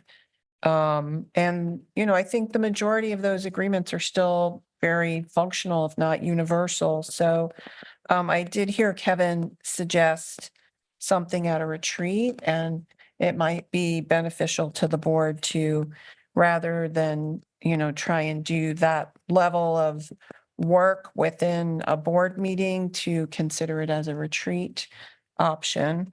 I'd be happy to think about that with the chair as vice chair. I saw a couple of people shaking their heads, yes.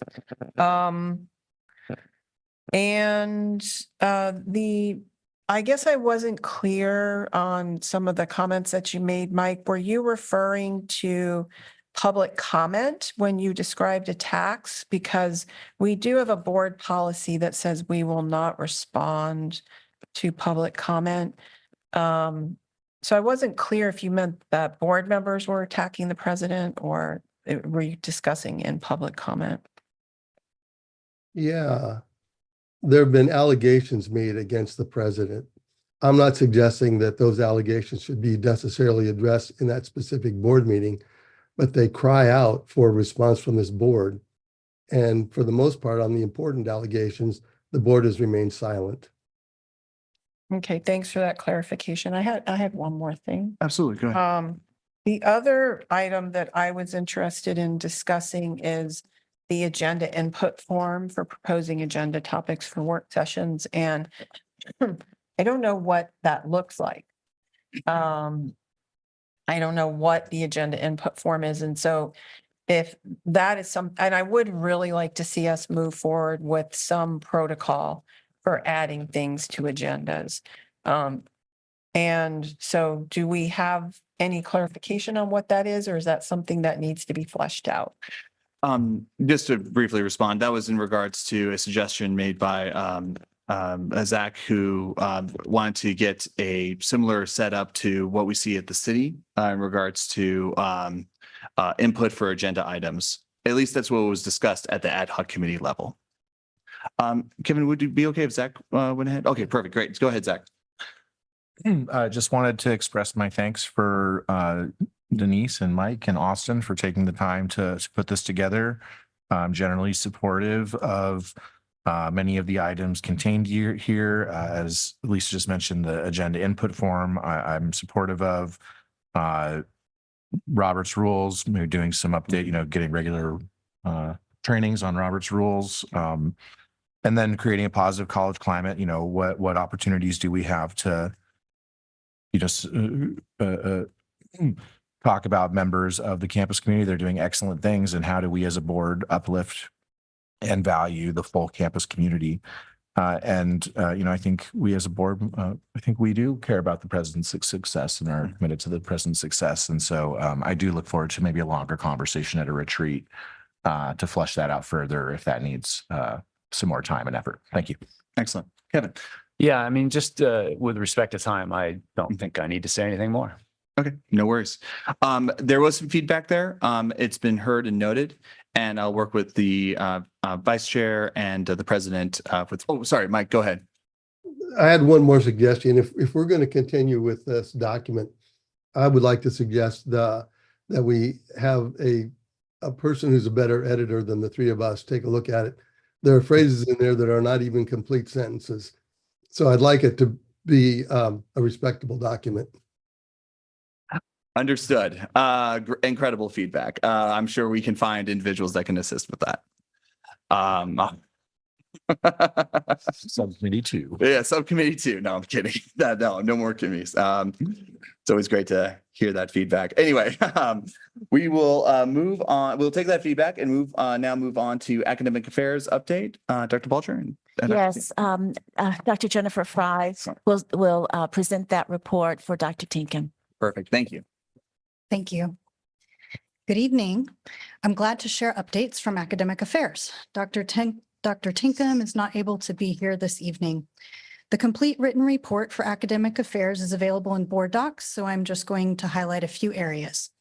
We've been focused on relationship building within our areas.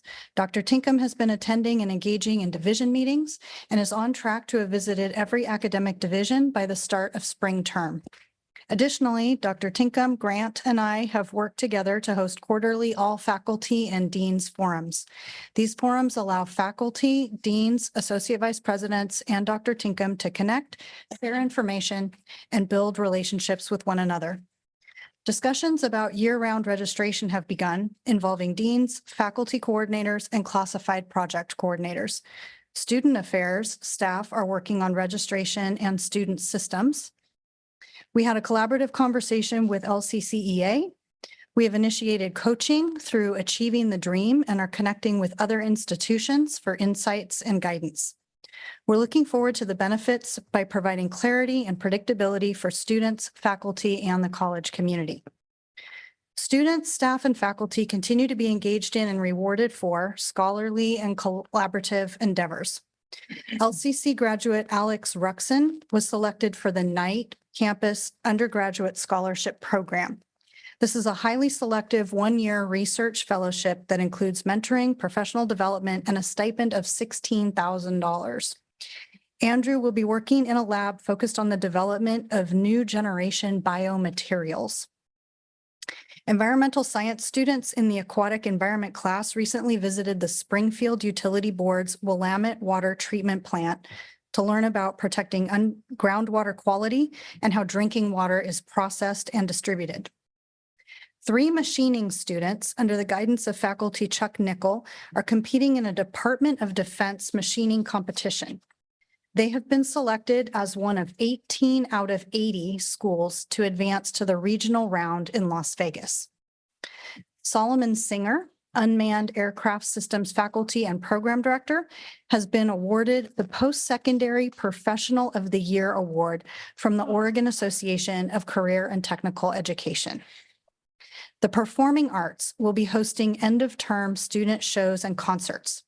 We extend invitations to board members and our community during the week of March 8th to 15th, so starting the end of this week, for choir, dance, acting, jazz, and symphonic band shows. There is something for everyone.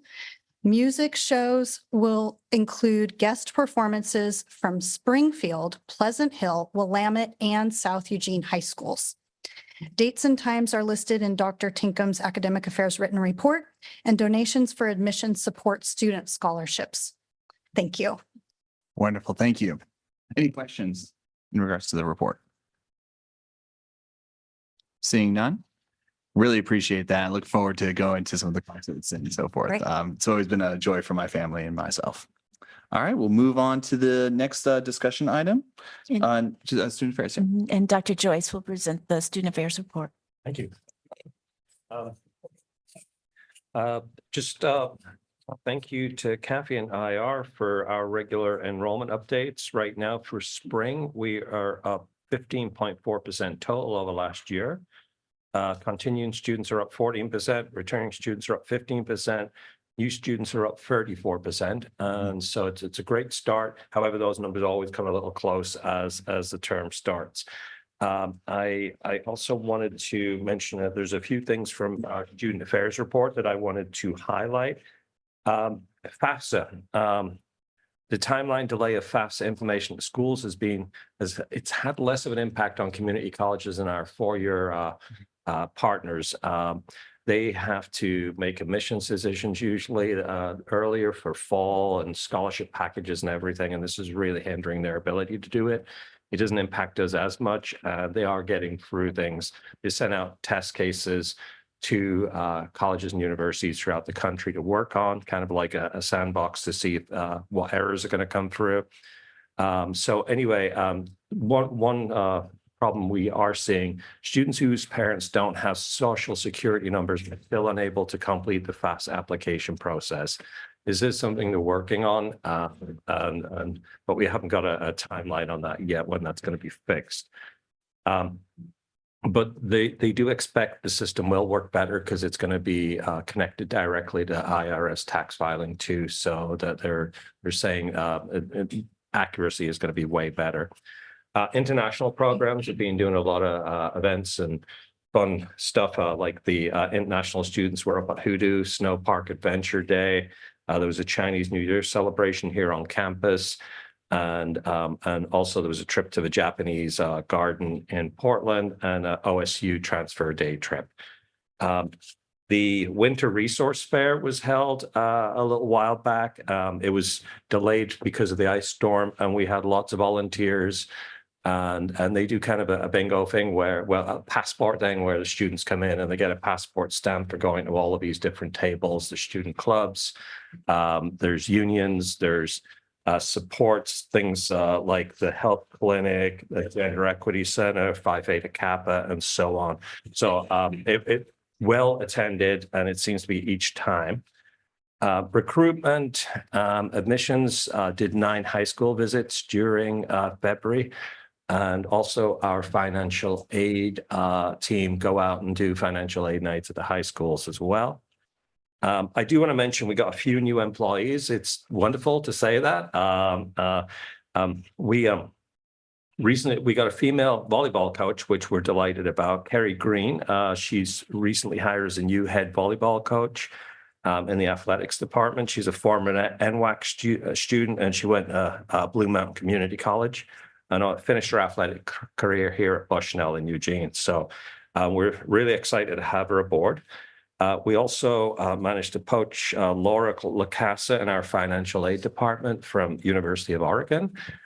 So she's got a lot of technology experience too, and experience with Banner, which we're delighted about. And then Becca Maley is our new director of student life and leadership right here. So Carl gets some support, and Becca in her role be the advisor for Student Government Association, the Council of Clubs, editor of the Titan Times, co-director of Student Food Pantry, and I know the Titan Times was looking great today. Co-director of Student Food Pantry and the lead for welcome activities and commencement. So a lot of things going on there. And then finally, I just wanted to also it was nice seeing Phi Theta Kappa coming up earlier. The induction ceremony, President Bolger was there, and also our Mayor of Eugene attended. But Caroline Lundquist, Blue Crook did a wonderful job. The students are just doing some fantastic things with Phi Theta Kappa. Isaiah here has really brought us to another level as well. And we're a 5-star status college now. And so it's wonderful to see the work they're doing. And it was just exciting and heartwarming. It's one of those times where you're like, this is why I'm in this job. This is why I work in education. So it was wonderful to see. So again, kudos to our Phi Theta Kappa. Wonderful. Excellent report. Any questions, comments? Denise and then Kevin. Denise? Thank you. That's a lot of high school visits. Wow.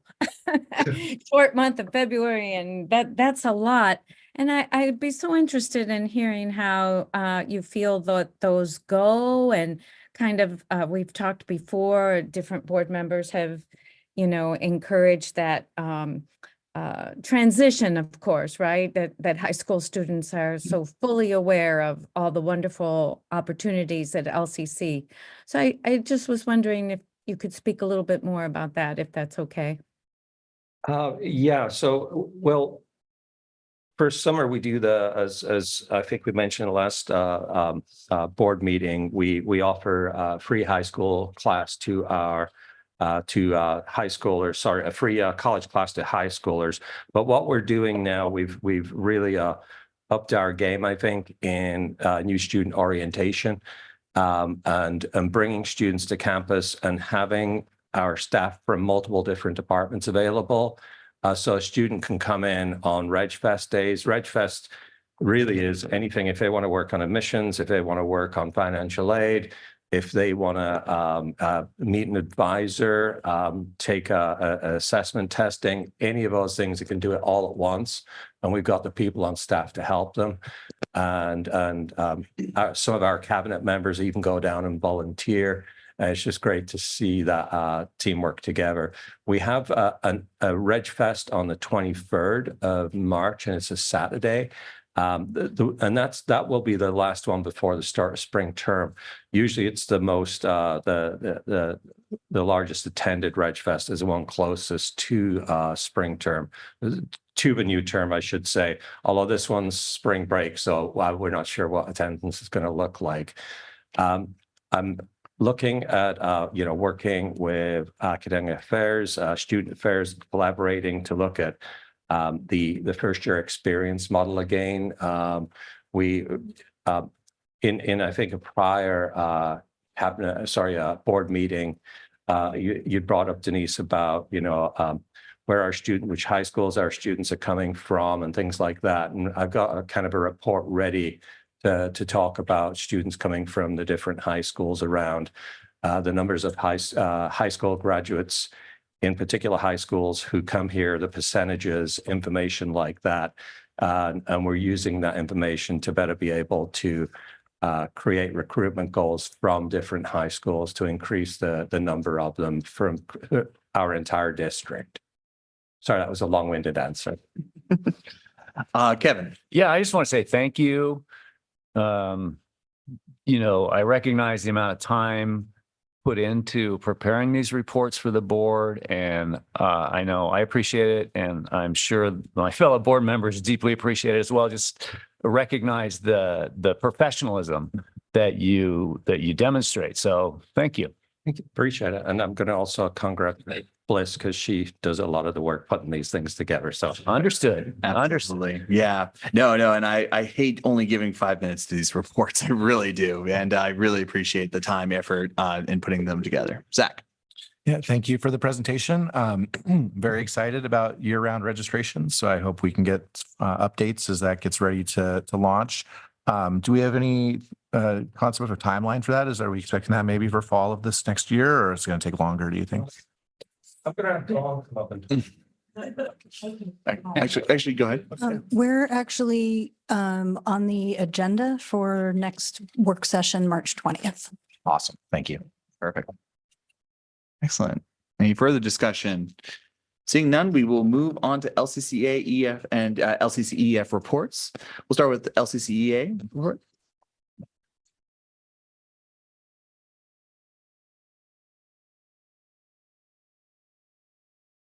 Good evening. I'll provide a report on a few updates regarding shared governance, LCCEA activities, and a spotlight on faculty professional development. Regarding shared governance, there have been some strains on the governance system since the November 8th memo from President Bulger, as you heard earlier from the Faculty Council co-chairs and the Diversity Council co-chair. The memo instructed governance councils to implement resolutions on shared governance that were the same resolutions included in the October Board of Ed meeting and work session, and which were not approved by the board. This has caused a lot of confusion as to why the resolutions were sent to all campus after those October board meetings, and has also increased concerns about the institutional commitment to shared governance. LCCEA officers will provide more on that soon. And in the meantime, we will share an infographic that was developed by our communications chair, Ann McGrail, faculty member in English, that clarifies the relationship between shared governance, college policy, board policy, collective bargaining, and state and federal law. This month, we've had a flurry of activity for LCCEA committees and LCCEA teams. We have confirmed that our COLA through our contract rollover is going to be 3.09%. That came out of the inflation index that was released in the middle of the month of February. We've had a lot of work happening on our Racial Equity and Social Justice Committee. We're continuing to collaborate with HR and providing feedback on surveys for members of search committees to improve recruitment of faculty and employees from historically oppressed groups. We've nearly finalized our list of items for recruitment for our recruitment and retention plan. Again, collaborating with HR. We conducted another exit interview for a full-time faculty member who is one of our faculty counselors, who is a person of color and who is choosing to leave LCC due to the conditions on campus after having been slated for retrenchment in September. We're also advocating for, and we'd like to underscore this advocacy for the reinstatement of the Diversity, Equity, and Inclusion Office with full staffing, which is all the more important at times like these when many faculty are fearing retaliation, which has heightened since the announcement of an outside attorney firm hired by the administration to investigate retaliation against faculty by the administration. Regarding the health clinic task force, which was a very collaborative effort with broad representation, wrapped up its work on February 13th with recommendations for a modest increase to the health clinic fee based on student survey results and a plan for fiscal sustainability for the clinic. We hope that the board can finalize the plan as soon as possible before fees are set for summer term in order to ensure continued operations of the clinic. Our LCCEA members and teams have been very actively engaged in legislative advocacy over the past month during the short session, including meeting with Senator Michael Dembro, who's chair of the Senate Education Committee, advocating for passage of important bills this session, including supporting student basic needs, technical fixes to part-time faculty healthcare, which is funded and increases the revenue to our college. The technical fixes don't increase that, though, just to clarify. Fixing the formula for the Oregon Opportunity Grant so that community college students are not disparately impacted, and requiring the HEC to vote on any changes to the formula. And we've also had faculty members participate in providing oral and written testimony regarding part-time faculty pay parity. In addition, our LCCEA committee members have been working on candidate endorsement interviews and collaborating with the Eugene Education Association. And we have a couple of members who will be attending the OEA PAC convention this weekend, making endorsements for statewide office, including Secretary of State, as well as recommendations for congressional candidates that will move forward to the NEA. And last but not least, I would like to highlight a couple of faculty professional development events. The first one is coming up this Friday. Dr. Idis Naabi, who is an English faculty member, will offer an academic colloquium on strategies for social justice in syllabusing, redefining success in the classroom. That will be this Friday. I believe it's at 2 p.m. And just yesterday, Faculty Professional Development's Democracy Conversation Series hosted Dr. Pedro Garcia Caro of U of O, who is the co-editor of the AAUP's Journal of Academic Freedom, for a presentation titled "There is No Planet B: Adventures in Academic Freedom in the Age of Trump." The session explored the current nationwide climate of anti-democratic rhetoric, banned speech, censored curriculum, and disinformation about DEI and critical race theory, and how challenges to discourse and course content impact academic freedom for faculty and students. And I'll leave you with a quote from his presentation of academic freedom. He said, "It's like the floor on which we stand." Thank you. Thank you. I believe Frankie is online. If we're able to pull Frankie up as a panelist, fantastic. Great. Hello. Good to see everybody. So good evening to the Board of Directors and Dr. Bolger.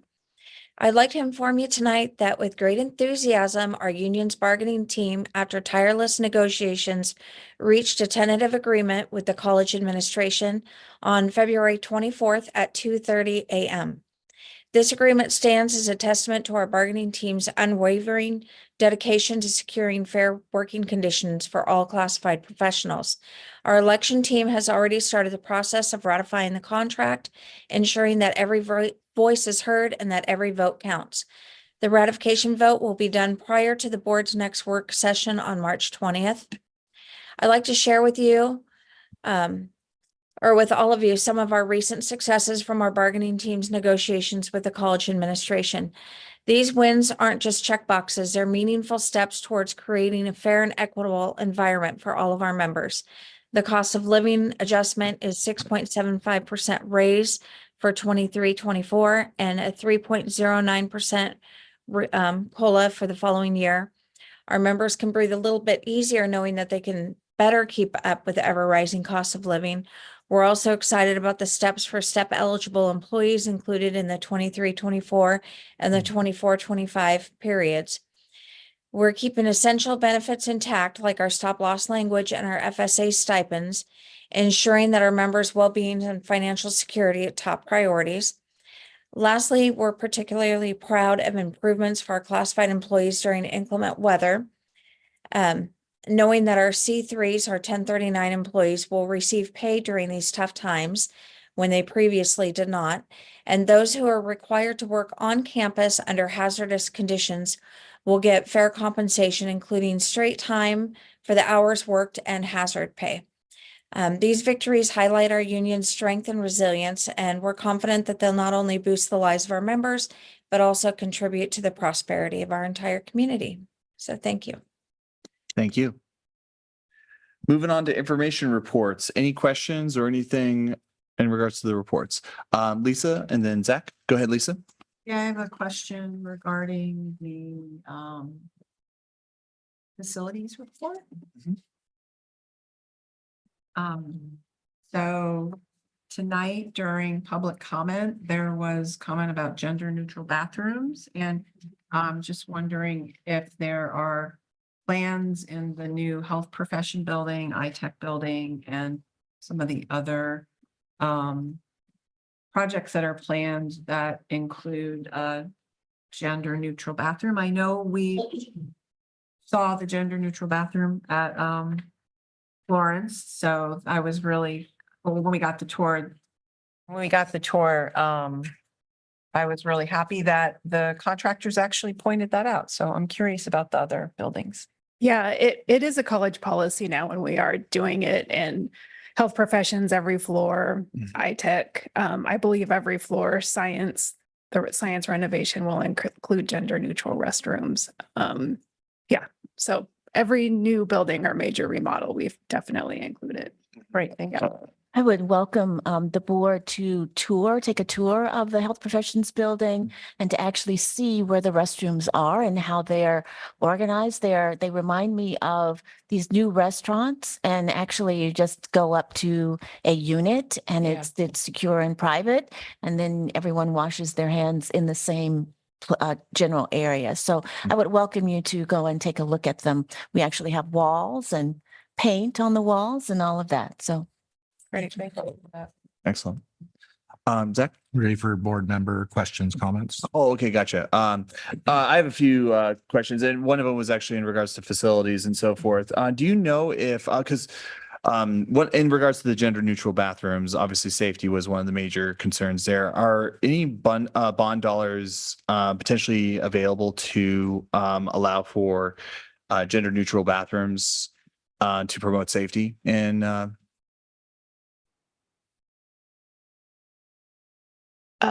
Bond dollars in addition to the buildings that I just mentioned aren't currently on our list of proposed priorities. Okay.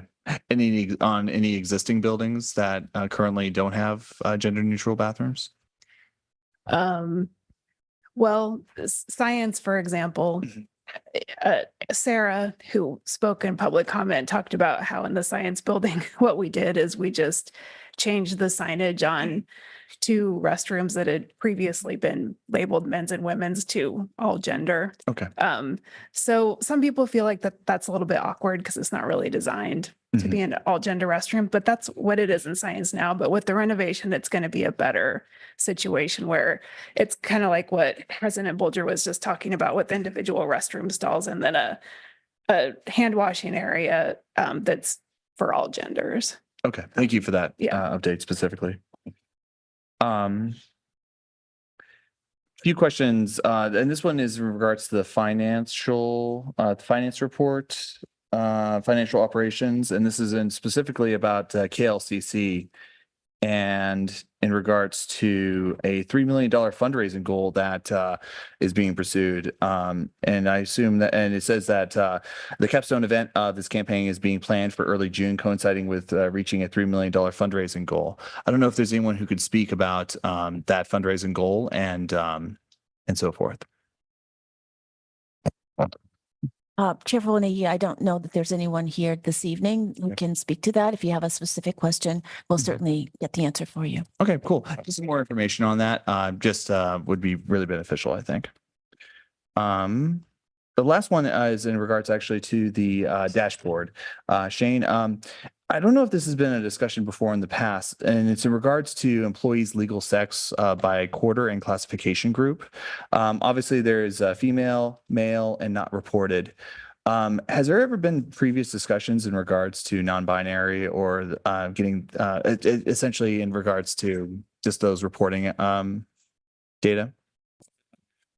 No, we've not discussed that. I can review it with Brandon and see if there's a way to present the data that wouldn't identify the individuals. I mean, it's just a vanishingly small number. So absolutely. Yeah. I just wanted to make sure that, I've looked at it and I've always just kind of like thought of the dynamic. Okay, someone does not identify with that.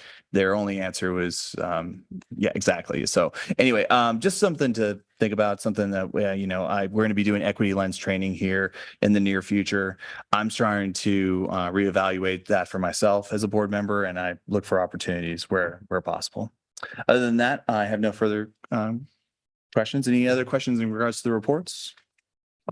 Once again, thank you for those reports. They're really informative, and I greatly appreciate the professionalism of them.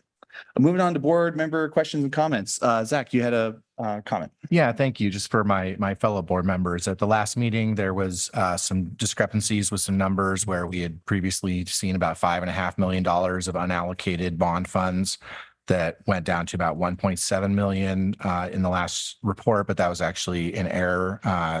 So I was very concerned we were not going to have enough money to fund some priorities from the voters pamphlet for the bond. But since there is actually 5 million that alleviates some of my concerns. So I look forward to seeing the proposal for prioritized projects that the president and staff are working on in a couple months. That in addition to that 5 million in unallocated, they're also looking at 5 million that had been previously allocated to make sure we're spending that in the most appropriate way possible, which I sort of see as kicking the tires on the car before you drive it off the lot. So very happy that this has some eyes on it and very smart people working on it. And I look forward to seeing that prioritized list when it gets presented to the board in a couple months. Thank you. Excellent. Lisa, and then we'll go to Denise. Lisa? Okay.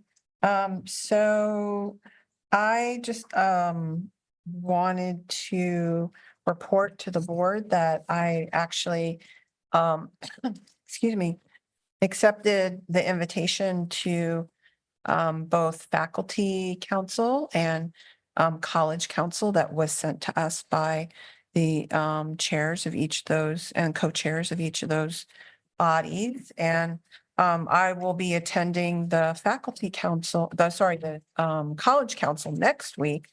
But last week I attended the faculty council, and I just wanted to say that I was really impressed by the work that faculty were doing.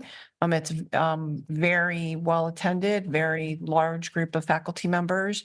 It ran very efficiently, and they are doing important work on behalf of the college on a Friday afternoon after their workday that I think is contributing to student success and better instruction. So I encourage other board members to take them up on the invitations. It was very informative. Excellent. And I'll wait for a second round. On Okay. other things. Sounds like a plan. Denise? Thank you. I just want to have a little bit of follow-up, perhaps. I want to take to heart the student feedback on tuition increase. And I want to be able to hear how tuition increase can be balanced with what I heard, perhaps more work study hours available or students being able to maximize the work study opportunity, scholarships. I would like to get feedback on that. What are some of those ideas that are helping to counterbalance the tuition increase? Heard and noted. Thank you. Kevin? Yeah, I have another future board discussion item. And I would like the board to explore the possibility of having one board meeting per month instead of two. And I'm basing my thoughts on a couple things. One of them is that having two board meetings a month, I believe, based on my observations and some feedback, that we're taxing staff who are being asked to prepare these detailed and comprehensive reports while trying to meet the public notice deadlines, and at the same time, performing their regular job duties. And I believe that by moving to one meeting a month, we might ease some of that burden on staff. The second reason, which may be moot, I don't know, but a good handful of our board meetings have adjourned very late in the evening. And I think that's taxing the resources of staff, everyone who attends the meeting, including the board members. And I just think that perhaps our collective effectiveness might be improved and increased by moving to one meeting per month. And so I just want to put that out there. I did a little homework about, well, what are the other 16 community colleges in Oregon? How many times a month do they meet? So I looked at each of their website, and of the 17 total community colleges in the state, only Mount Hood and Lane Community College meet twice a month. So I would like to put that out there. Understood. Noted. Let's see, Denise, did you have a second round? Nope. Okay, cool. Lisa. Yeah, okay, so I wanted to bring up the shared governance memo because after reviewing some of that information, that memo does look nearly the same as the resolution that board member Eister shared with the board, and that we spent 2 hours discussing at the October work session. And in that October work session, a majority of the board expressed support and confidence in the shared governance system, and didn't express that we were in support of the resolution, that changes should be made within the structure of the shared governance. I mean, I understand there are ways outlined in the charter that say how changes are made. So I guess I'm a little confused as to why something that a majority of the board didn't express support for was then moved as a memo to the shared governance system. And it leads me to possibly concluding that maybe we need to have additional information on this. You know, we spoke about it for 2 hours at that meeting. I thought we provided pretty clear feedback. And I would also like to point out that there was a redesign process that took 2 years, and it's my understanding that many of those redesigned recommendations, which were approved by the board, have not been implemented. So I guess I would like at an upcoming meeting to have an update on the redesign recommendations, which ones have been completed and which ones have not. And I would just like to express that I felt like we provided pretty clear guidance on not moving that resolution forward. And so I'm concerned about why it seems like it was. Okay, noted. Any further discussion, comments from the board? I have 2 requests. Oh, Yeah, you have 2 so, requests. Go ahead. So for an information request, I heard that the health clinic task force recommendations have been finalized. And so I'd like to have that in a copy of that in the next information request for the next board meeting. And I'd also like to see the Grow, Save, and Partner work group recommendations in the information request for the next board meeting. Can you repeat that one more time? The Grow, Save, and Partner work group recommendations for I'm